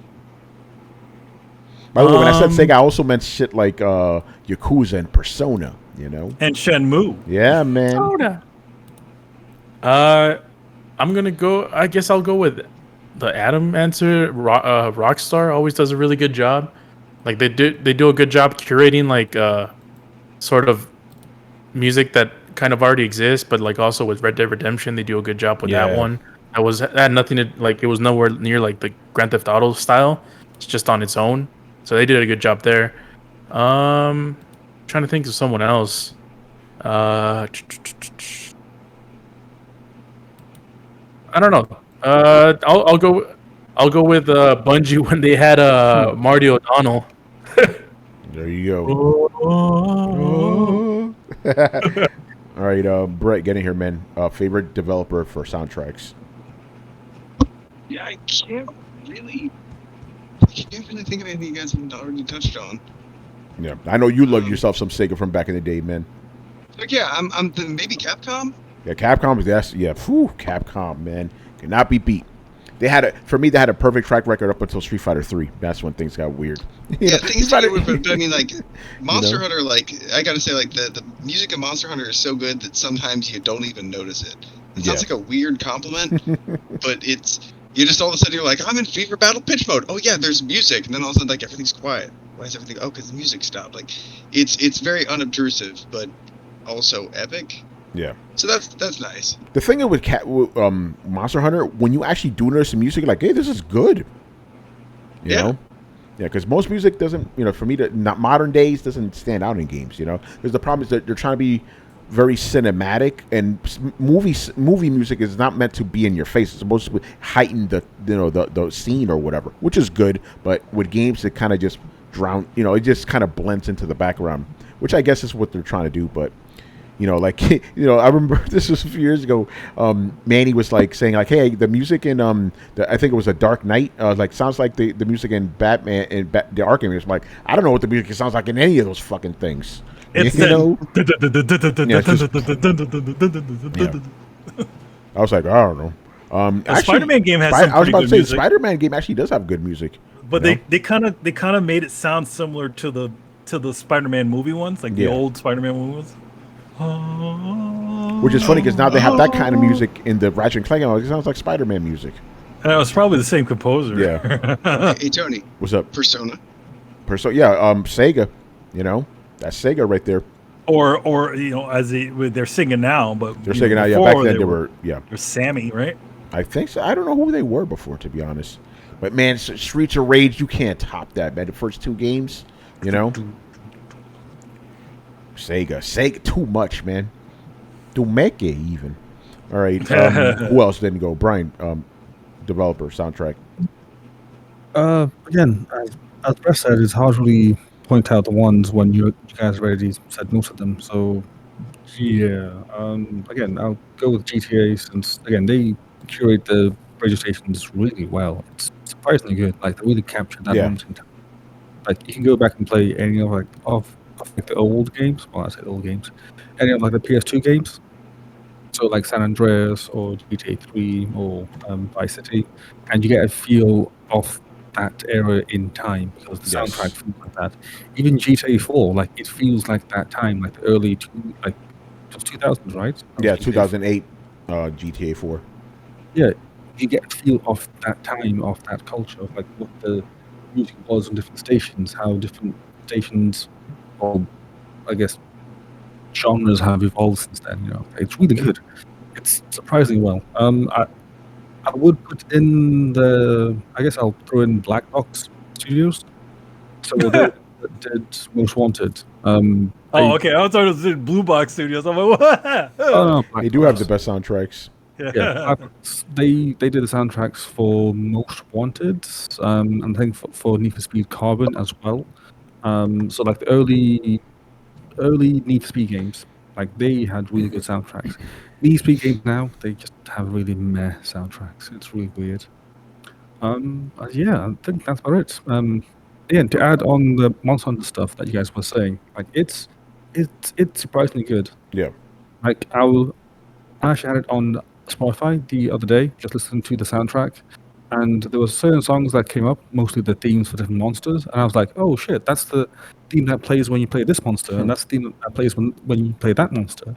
And then over time, I started like to notice that every monster has a different theme. And it's like, huh. So then I started playing it and noticing the different themes, and it's like, wow, like each theme complements the monster type that you're playing, you know? Whether it's you're playing like a Nergigante or you're playing a Toaster, you know, like each one has a different theme and it makes sense to the character Yeah. that you're playing against. It's like, wow, this is actually really quite clever, you know. The best one I can think of is the Volcana theme. You know, it's very Oh elegant, yeah, yeah. very regal. And again, that's the character of Volcana. You know, Nergigante just feels like doom and dread because Yes. again, it is Nergigante.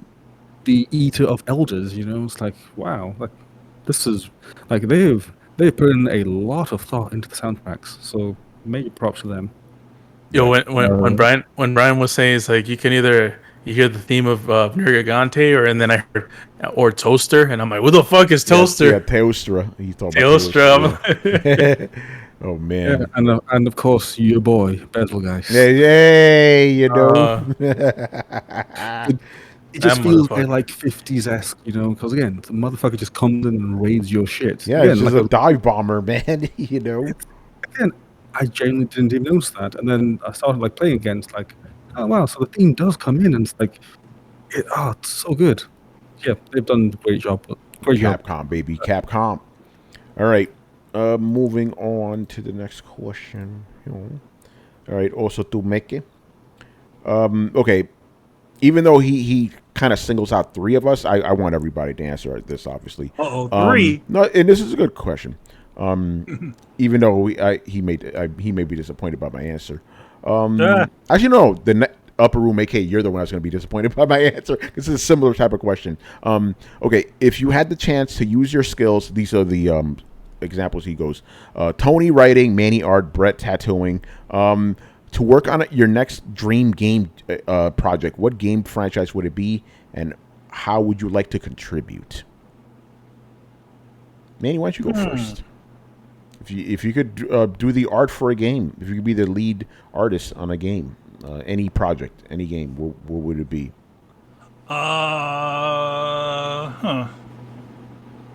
I think before I said I wouldn't want to handle the Metal Gear franchise if Kojima was still head of it. I'd try to. I'd take a stab at that one. All right. Sort of reinvent it. You know, but who knows? Who knows what happened with that? Probably people hate it. Yeah. You know how people are. All right. Yeah.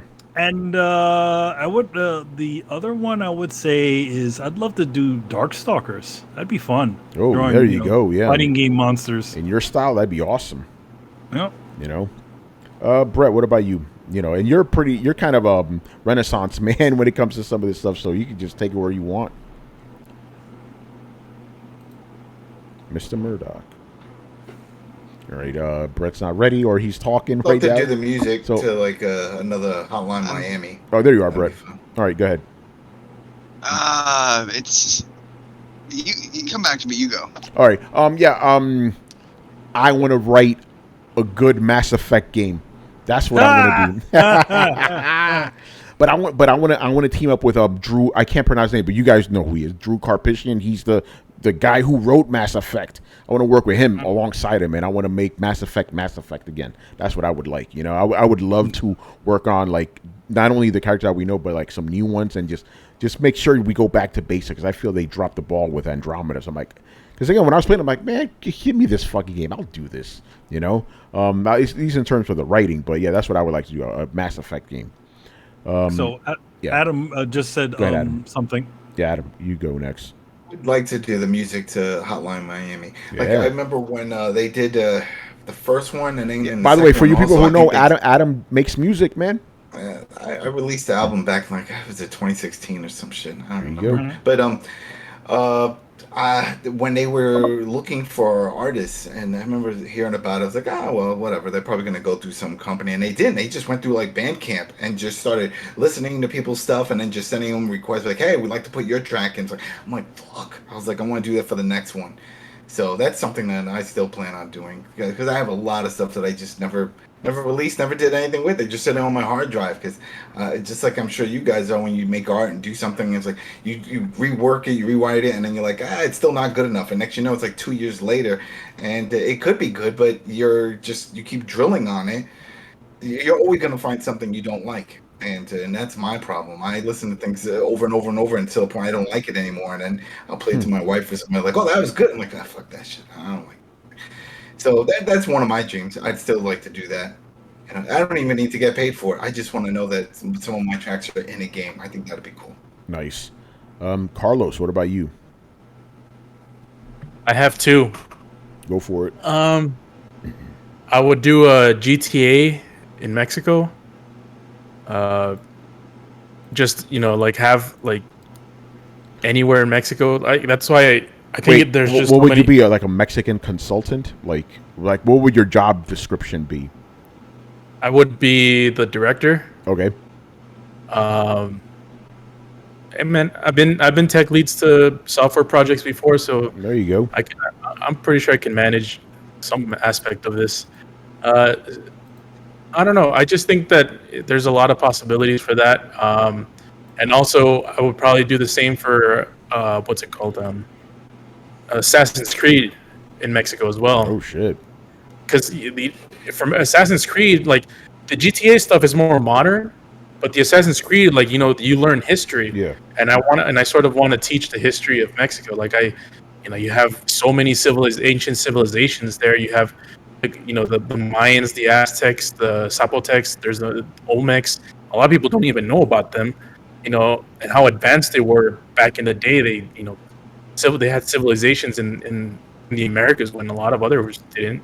More like nomadic people, and also you get to go up in history, especially when the Spanish come and the conquistas and stuff. Like, there's just a lot of fucking history, man.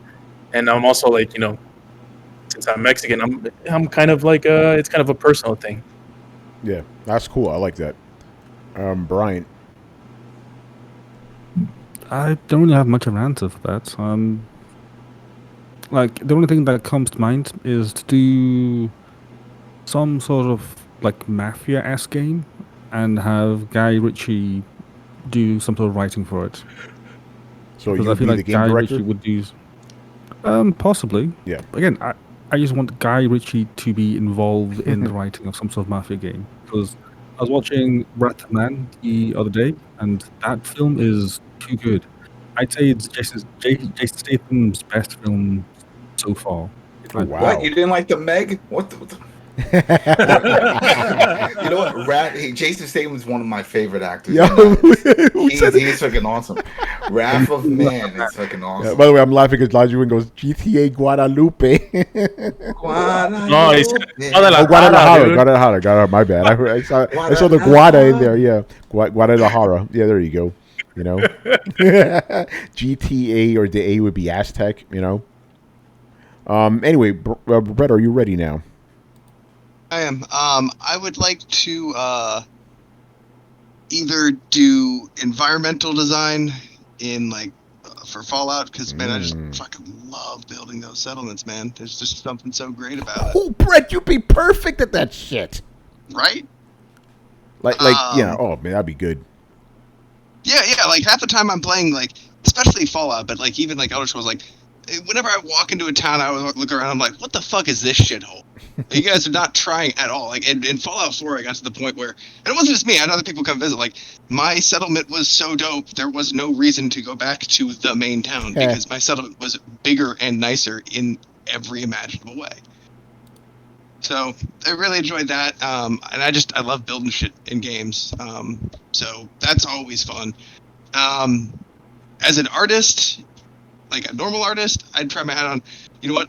Give me creative direction on a new Legacy of Kain game. I would, like because that. it's been long. Because I don't want to jump on a project that's fresh, right?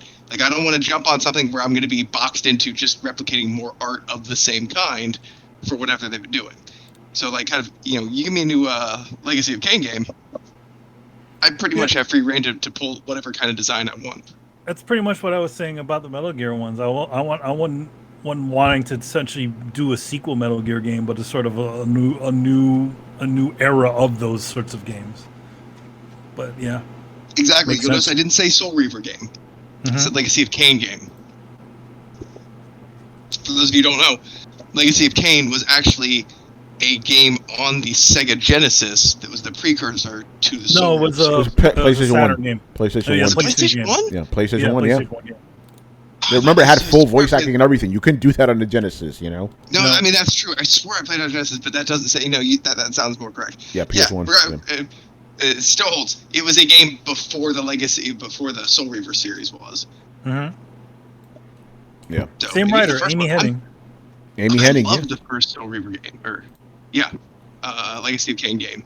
I don't know. Did anybody else play it? I've tried, but I'm not an isometric guy, I'm like, I can't get into this. I wanted to, you know, but I'm like, the camera angle and like the controls were just weirding me out, you know? Oh man, I it's so played great. You got the- to be. Yeah, go ahead. I No, played go the ahead, old- Brett, what happened? Original. Oh, you got to be Kain as he felt like became a Yeah, vampire. oh, I realized that. I wanted to Then you play just do that. some Dio type shit. Yeah, no, I understand. I wanted to, but I tried. I was like, I can't do this. Anyway, Brett, Manny, I know you played it. Oh yeah, I played it. I mean, it's one of the classic old PlayStation games. And though, granted, I think we rented it at like Adams or something like that. You didn't have it, did you? But I think we rented Legacy it. of Kain, The original Legacy of Kain, Blood Omen. um, I don't remember you having it. I remember we Don't- rented it or something. wait, I think I'm mixing that up. Is this the one where the NES one? No, it NES, was never on PlayStation NES. 1, PlayStation 1.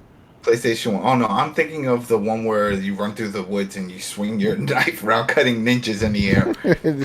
No, you're thinking of the Legend of Kage. There you go. Legend of that Kage, one was yeah. badass. Holy shit, I missed that. It's funny because I never played Legend of Kage, but I played the spiritual sequel, Demon Sword. Chris actually bought me the card drop. Like, I want that because I used to rent the fuck out of that in Blockbuster, you know? No, I didn't own the Kain one. I Yeah. think we Must've rented rented it at some point. Yeah.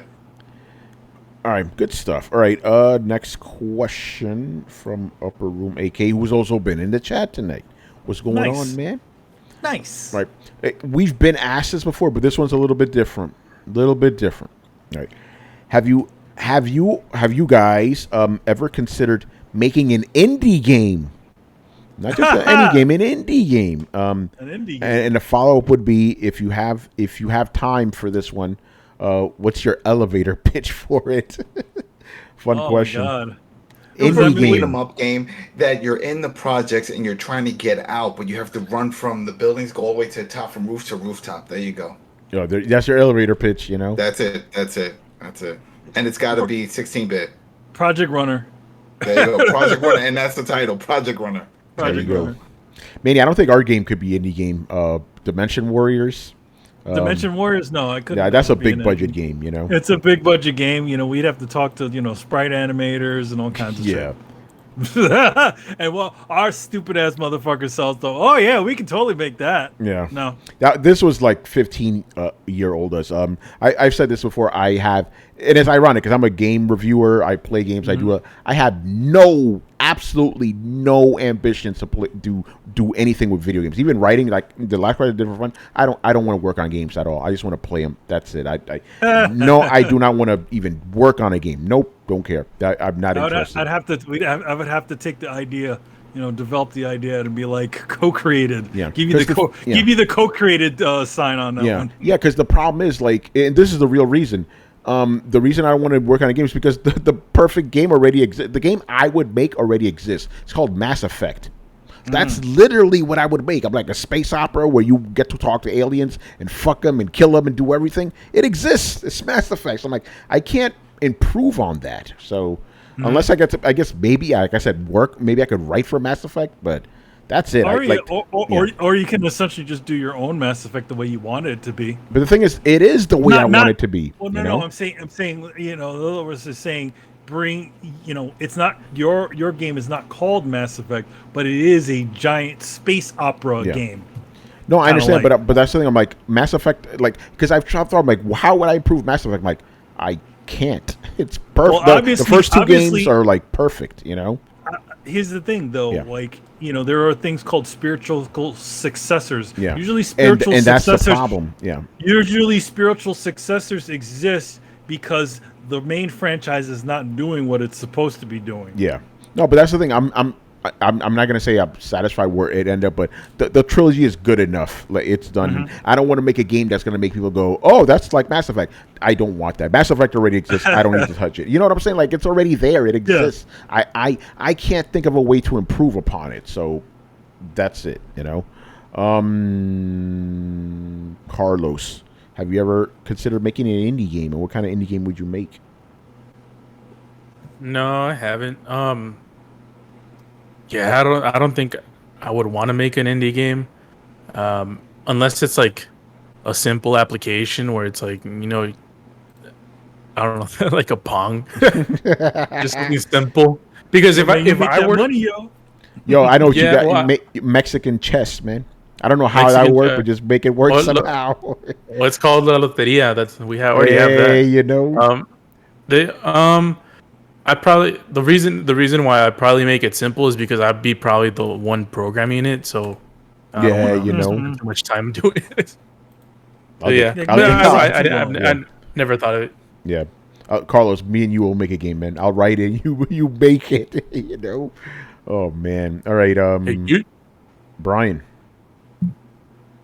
The idea has always come through, and I had the idea that okay, I could do that, but then again, it's just time, the effort, the resources. I just don't have any of that because it seems like it's more of a thing that you can do if you have that much time, and by the sound of it, if you have like a full-time job as well, it's just not plausible. So yeah, I've had cool ideas that I thought might work. As I mentioned to Brett once, Mass Effect but with pirates. No shit. Like Mass Effect formula pretty much works. So hence do it in a different setting. Last of Us, but good. Yeah. Well, Last of Us, but good. So Brian, we're talking about Game Pass earlier. You can't pay Sea of Thieves. That's not really like a drama. It's a ocean opera, I guess. It's got Jack Sparrow now. Hey, what are you doing? Hey, what are you doing, Brian? Don't you want to play my game? You want to play my game? Savvy. Oh, that's the line of the night. Last of Us, but good. Just have you can have everything about The Last of Us the way it is. Like, I really don't have an issue with anything apart from the story. Like, simply change the story so that it's not the typical story of, oh, humans are really the bad guys in this zombie apocalypse. Like, yes, we know that. Like, every zombie film does that because that's what they do. It's played out. It's literally cliched as the zombies are.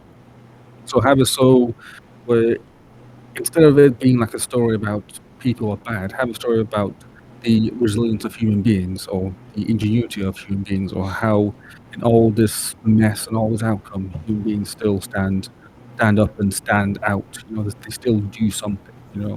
Or That's why. how they could be, or even better, just go balls to the wall and say, okay, humanity is terrible, and this is the downfall of humanity, and have it end on like a downer where everything just dies. Like literally have the balls to make a statement other than, oh, people are bad and bigot sandwiches. It's like, fuck off. Have balls. I mean, if you think yeah. about it, Yeah. the first two Alien movies were good because of that, and then they started trying to explain shit, and it's like, all right, man. Like, we don't need explanations here. They keep trying to milk it. That's the problem. Yeah. So just accept the fact that these were good and just let it alone. They can't. They have to. Just like the keep going with Terminator it. franchise, they keep fucking it Yeah, up. make cereal, make Uh-huh. Beanie Babies, whatever they can do. Slap a Cabbage logo Patch on it. Kids. Cabbage Patch Kids, have this shit talk. I just saw this video. It was like 5 of the most sought after toys, and one of them was that alien creature. A lot of people still want to get the little alien creature and put it on their desk and stuff. So, What is it called? The the Xenomorph? face hugger? Oh, which one? The face what hugger? Yeah, the big head thing. That alien.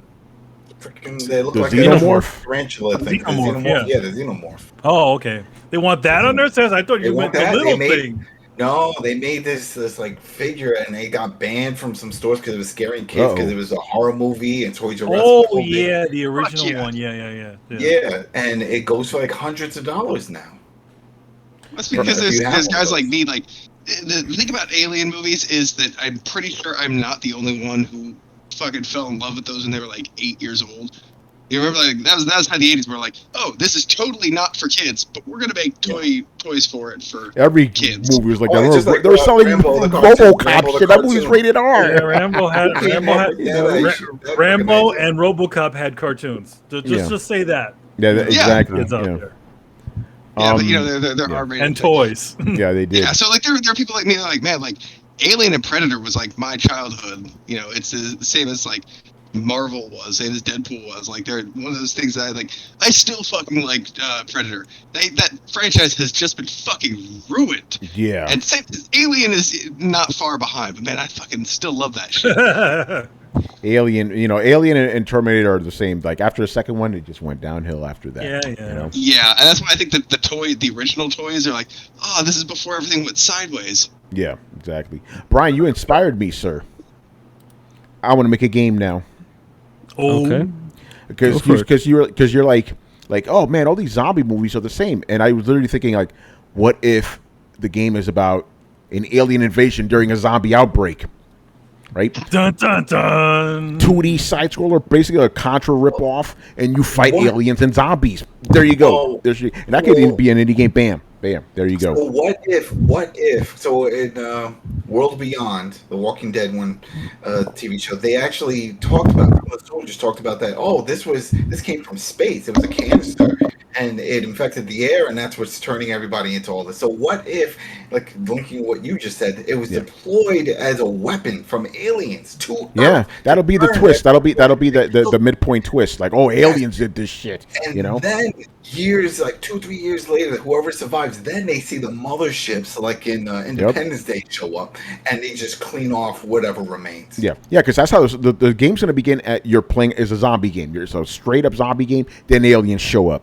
But then obviously you find out later, the aliens cause a zombie outbreak. Dun, When dun. the aliens walk the street, the zombies don't attack them. Yeah. And then you're like, wait, what's going on here? Come on, attacking these mother. Oh, it's the physiology, blah, blah, blah, all this shit, Hey Tony, Yeah. you know what kind of did that? What? Bloodborne. Oh, did it? Oh, yeah, you're right about that. it was 'cause Alien. you're right. You got no. Think about it. You got a werewolf outbreak, right? And then fucking Cthulhu monsters show up. So he's right. There you go. And then Yeah, you're like I'm fighting werewolves and like undead guys, and then all of a sudden like it turns like fucking ethereal and Cthulhu and shit. And then you find out the Cthulhu monsters cause all that werewolf shit. Yeah, it's basically. I'm basically just ripping off of Bloodborne at this point. So there you go. Minus all the gothic shit. It'll be sci-fi and all that. No, you can lean into it a different direction, Yeah. like little tongue in cheek. Yeah, exactly. I mean, it's going to be a 2D side-scrolling game, so it's going to be just silly to begin with. All right. And everybody's. I think we all went, right? Mhm. Yeah, we all went. All right. Next question. To last two questions of the night. Logic Wins, who has also been in the chat all night. Whoa. What's going on, man? A lot of the regulars hanging out with us tonight. All right. These are both kind of related. And also really kind of related to the last stuff we were talking about. Okay. Aside from Mass Effect 2, what other games would you could recommend that have decent romance options? Decent romance. Didn't The Witcher have some good Romance. ones? Some good, sexy time scenes? Oh yeah.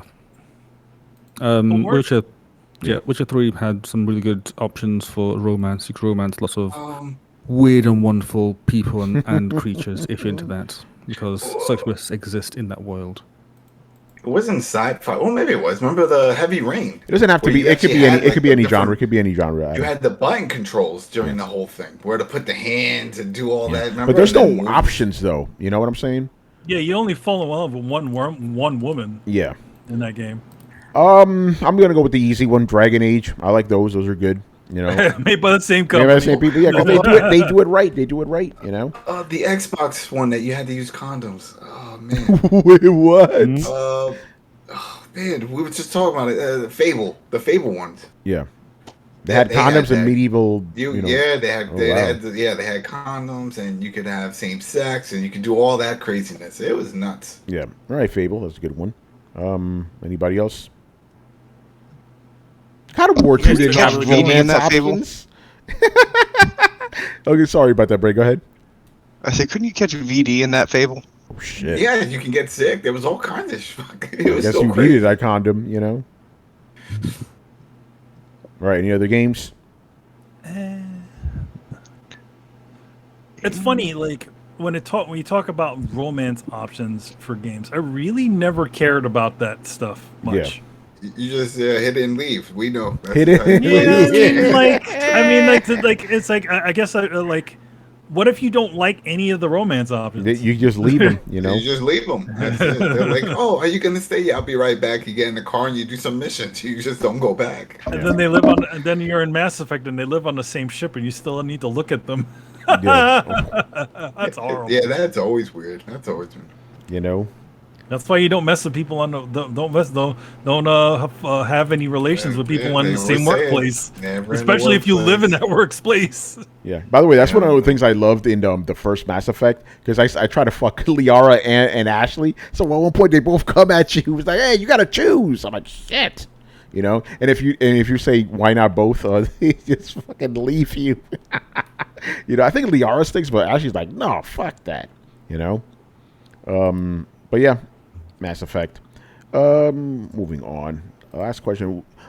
Logic Winslow says he appreciates us answering these questions. Of course, man. That's what we do on the show. Thank you for asking. Yeah, the question. thank you, sir. Appreciate you hanging out tonight. All right. Also related, do RPGs feel incomplete without romance options? This is specifically for Western RPGs. JRPGs, they just give you somebody mostly, Yeah, you kind of have like the best girl, or Yeah, whatever character. pretty in much. You your get the game. best girl. I'm gonna say yes. Believe it or not, I didn't even consider this, but I played Outer Worlds. Right? You can't fuck anybody. I'm like, this is weird. I can't fuck any of these people. So it did feel weird, because I was trying to fuck Parvati, but she's like asexual. I'm like, come on, man, what the hell is this? And then I tried to go for the girl, like with the kind of dude hair. She wasn't, like, nobody was having it, not even the robots. So I'm like, what? This is weird, Believe it or not, yeah. Tony wants to just fuck the universe. Yeah, I'm like, this is an RPG. I'm trying to fuck something, And Tony's Captain Kirk in it. Yeah, exactly. That's what I do, man. So yeah, that's all. Yeah, it definitely does feel weird. But that's literally the only Western RPG I can think of that did that. Every Western RPG I played of, even if it's some superfluous shit, they give you something, But yeah, the Japanese ones are sort of like always, like it's always that one girl that you're always sort of fiending over or whatever. Yeah. You kind of see the setup. In Final Fantasy VII, Cloud is wants to be with Tifa. I mean, not Tifa. Granted, Aerith, but I like Tifa better. Yeah, and I like you're Tifa. looking you're like Cloud, bruh. Fuck Aerith, bruh. Come Tifa, on, man. Yo, man, Tifa's been there since the beginning. You just let that go away? Come on, man. Come on. Yeah. But it's always sort of written. The stories are always like, "Hey, this is your girlfriend." Yeah, that's or, "This could be JRPG. your So girlfriend. yes, this is Western RPGs. What about the rest of you guys? Does it feel weird? Again, but the only game I could think of is Outer Worlds. Every other game does it. Every other Western RPG does it. I can't think. Can you think of any other Western RPGs that don't give you romance options? They kind of do. Fallout. Fallout. You could still fuck though. You could still fuck some people. I don't remember. Yeah, I have. you could do. Yeah, you could do it. You could do it. Well, I mean, I guess it seems more like you have to go out of your way to do it. It's not part of the main narrative. Yeah, no, it's not. It's not at all. You really do have to go out of your way. Go ahead, Brett. It's what you can romance the main. It's just as much as it is in Mass Effect. But in Mass Effect, it's kind of shoehorned in. Yeah, it's kind of shoved in your face. Yeah. Yeah. But in Fallout, it's like you're like, okay, sure, why not? You're offering, Yeah. That's how it's like. Yeah, I'm here. I'm gonna die tomorrow. Fuck, let's go. And it always just fades to black. You don't see nothing. Yeah. So for me, it doesn't feel incomplete because there obviously in the Mass Effect games it's pretty prevalent, but in other ones I didn't even notice, like Fallout. I'm trying to think of what other Western, Skyrim. I don't remember doing it there. You could probably do it though. You know you. What's it called? World of Warcraft. It's not. Yeah.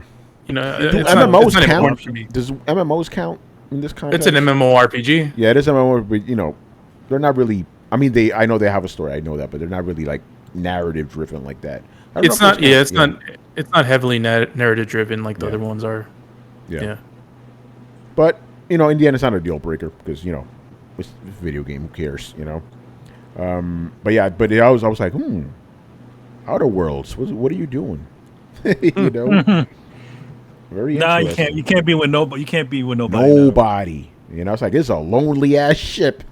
Ooh. Oh man. All right. And also, this is Brian? actually one of the reasons why I love The Witcher 3.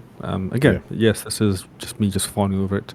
So if you know the main story, or if you watched the Netflix show, you know that Geralt is meant to be with Yennefer, because that's the story. But in Witcher 2, he loses his memory, and then he gets in touch with Trish. But in The Witcher 3, you can actually choose who you want to be with, Yennefer or Trish. There you go. And that's the game. That's it. Like, are you going to stay true to your true love, or are you going to say, okay, fuck it, I had memory loss and I chose to be with this girl, so deal with it. That's fucking cool. Yeah. Yeah, I tried to build my own meta narrative when I replayed the Mass Effect trilogy, right? I was like, because in the first one, I stuck with Liara the whole time. Even in Mass Effect 2, I had a little tryst with what's her face, Miranda, right? I was like, Liara, right? So let me do this one. So get with Ashley, right? You dump her ass, get with Miranda, you get with Ashley again, right? But this is what I didn't realize, right? If you basically break Miranda's heart, she dies on you. I'm like, oh shit, she ends up dying on you. I didn't know that, but if you had rekindled the romance, she would have stayed alive. Yo, Tony, you know what you sound like? What? You sound like a Latin mom talking about her soap operas. Yeah, La Novela, right? Yeah. And I'm telling you, I made this whole story about him. Like, listen, this shepherd that I'm playing as, he likes brunettes, right? So that's why he had to add that through line. Ashley brunette, Miranda brunette, just kept going, But I had a little something going on with Liara, but that was just it didn't go anywhere, I'm telling you, man, I had this whole story in my head, man. It was crazy. But yeah, very interesting. But other than that, yeah, whatever. But yeah, you're right. JRP is like, here's your girl. Just give it to me. This is your girl. It's hilarious. Oh, you like Jack? Hey, listen, ain't nothing wrong with that, man. Get that smooth bald head. You know, on this side, she got stubble. She got stubble. You know. Yeah, she's got the tank girl thing. You know, so, Yep, yep, I agree with that. Tank Girl has a spot in my heart, man. Yeah, hi, you bro. I was gonna say Jack. She's psychic tank girl, by the way. Yeah, she is. Yeah. Yeah, no, that's why like Double. in that game I was like, I always love psionics in any video game you have, just because the idea of like picking up and hurling shit with your mind is just so goddamn satisfying. So yeah, like I'm always the psionic, and so when I play the game, like I think I had been dating like Talia in the game until then, and I met Jax. I was like, sorry, bitch, there's the shuttle. Go home. Me and her, you know? me and her are gonna go wreck some shit. Cause Jax doesn't fucking judge you when you judiciously murder people. You know, she likes it actually. You know. Yeah, she's like, way to fucking go. Same with like Kate in Fallout 4. Like you get Kate, like she's a drunken, drug-using, bare-knuckle boxer. Yeah, like I want you behind me because you're not gonna judge anything that I do. Oh man, that's crazy. All right, yeah, I think that's it, people. Good show. So, does anybody have anything to plug around here? Well. Let's talk about some stuff here. Where's my theme? Oh, what's your stuff? Where's my stuff? Oh, there's my stuff. All right, here we go. You got to get ready. I got to get ready because obviously, as always, we got excellence that's out there right now, and you know, there's a Kickstarter we just did. Good stuff. Thanks a lot for that one. We got, what is this? Static, which just came out really recently, so hopefully you pick that one up or enjoy that sort of stuff. So yeah, it'll be coming out soon. We'll have not coming out soon. It's out there right now, and me and Kari are going to be doing the covers for it, which is great. We have Represent that's out right now. This is a collection of the online comics that we had done in just in one book. That's really cool. And obviously Marvel and DC stuff and all kinds of other stuff coming from me, as well as some future things which I cannot talk about. So there you go. Nice stuff. Adam, what you got, brother? Nothing. Working on some reviews for some games. I'm doing the Tony Hawk 1 and 2 for Switch. That's awesome. Nice. They did a great job. Great job on that one. That's just another reason to have a Switch. Just for that. Forget the Mario Kart. If you're looking for something else, that's another one. No, Walking Dead, that's still on hiatus until August. So if you want to catch up, go to check it out. I Am Negan, Spotify, iTunes, Coalition, and the whole thing, catch up. And Carlos, you definitely coming, right? Last time you bleeped us, so you're going to be there in August? Hope you did again. In August? Yeah, I'll be there. All right, there we go. Good stuff. Yeah, and speaking about the Coalition, Carlos, don't we have something over in the Coalition? Yes, we do. We are reviewing the infamous mischievous show called Loki for Disney Plus. It's me, Tony, and Chris, along with a myriad of other friends from the Coalition, hosted by Dana. I was gonna say Dana gotta say like Richard says it, you know, like Richard, yeah. Dana Abercrombie, and we talk about Loki every week on Saturdays. It's been a polarizing show so far. It's especially after the episode 3. So if you guys are interested to hear our thoughts and want to see what a lot of us have to complain about, make sure to check that out on thecoalition.com and on the Coalition on YouTube. Yeah, our Loki podcast is better than the show. Just saying. I just don't understand the hype, man. These people, they make it seem like it's the greatest show on the network, and I'm like, I'm watching this. I'm like, no, man. Listen, I said this on the podcast many times. I'm only watching this for the podcast. If not, I would have dropped this shit off after the first episode. It is stupid, you know. Carlos, it's funny you say it's polarizing. It's really not polarizing. It's everybody versus Dana. She's the only one that likes the show. Everybody's like, yo, what's up with this show, bruh? You know, especially in episode 3. Yeah, exactly. Like our homie Ricardo, he's kind of neutral, but even he's leaning more towards us. You know, I thought Richard Bailey was going to be neutral. No, not Richard. He was controversial from the jump. It's controversial. What did he say from the? We were like, oh shit, Richard. I don't know if I want to spoil it, but we gotta be careful. He did say a controversial thing. I was like, I wasn't expecting this. This lives up to the controversial statement. Yeah, Rich. Yeah, like I have a very controversial statement to make. Oh shit, Richard, man. He That's crazy. has the controversial statement to make. So we got how many more episodes we have to suffer through? Like three more. Yeah. It's bad. It's not a good show. But after this, I'm not watching any more of these fucking Netflix Marvel shows. Not Netflix. The Netflix Marvel shows are better than this. It's the same. Disney Plus. Yeah, Disney Plus. Ugh. Anyway, Daredevil and the Punisher. Daredevil was fucking amazing, man. Ooh, we're gonna have words about this. You think the Netflix ones are better? Yeah, because the Disney thing about WandaVision was bad. Falcon was awesome. I'll give you that. But this Loki one, ugh. You know? Okay, we're gonna talk about this. I haven't been around to talk to you. I've seen this in isolation. Yeah, I definitely got to hear that Brett take, because I know you're going to have something different to say, you know? All right, people, we're done here, man. So make sure you follow us on Twitch and Twitter. Subscribe on YouTube and join the Discord, where it is always popping. You can find us on any podcast app by searching for Throwdown Show, and you could listen to past episodes over on throwdownshow.com, which is also our audio boom. If you're listening on YouTube or watching on YouTube, I should say, but some people listen. Hit subscribe, like, and hit the bell to be notified when we go live with certain things. Sometimes we game stream too. Manny surprises sometimes, you know. Links to everything down below. Once again, I was your host, Tony Polanco, and tonight I was joined by Emilio Lopez. See you later, guys. Carlos Romero.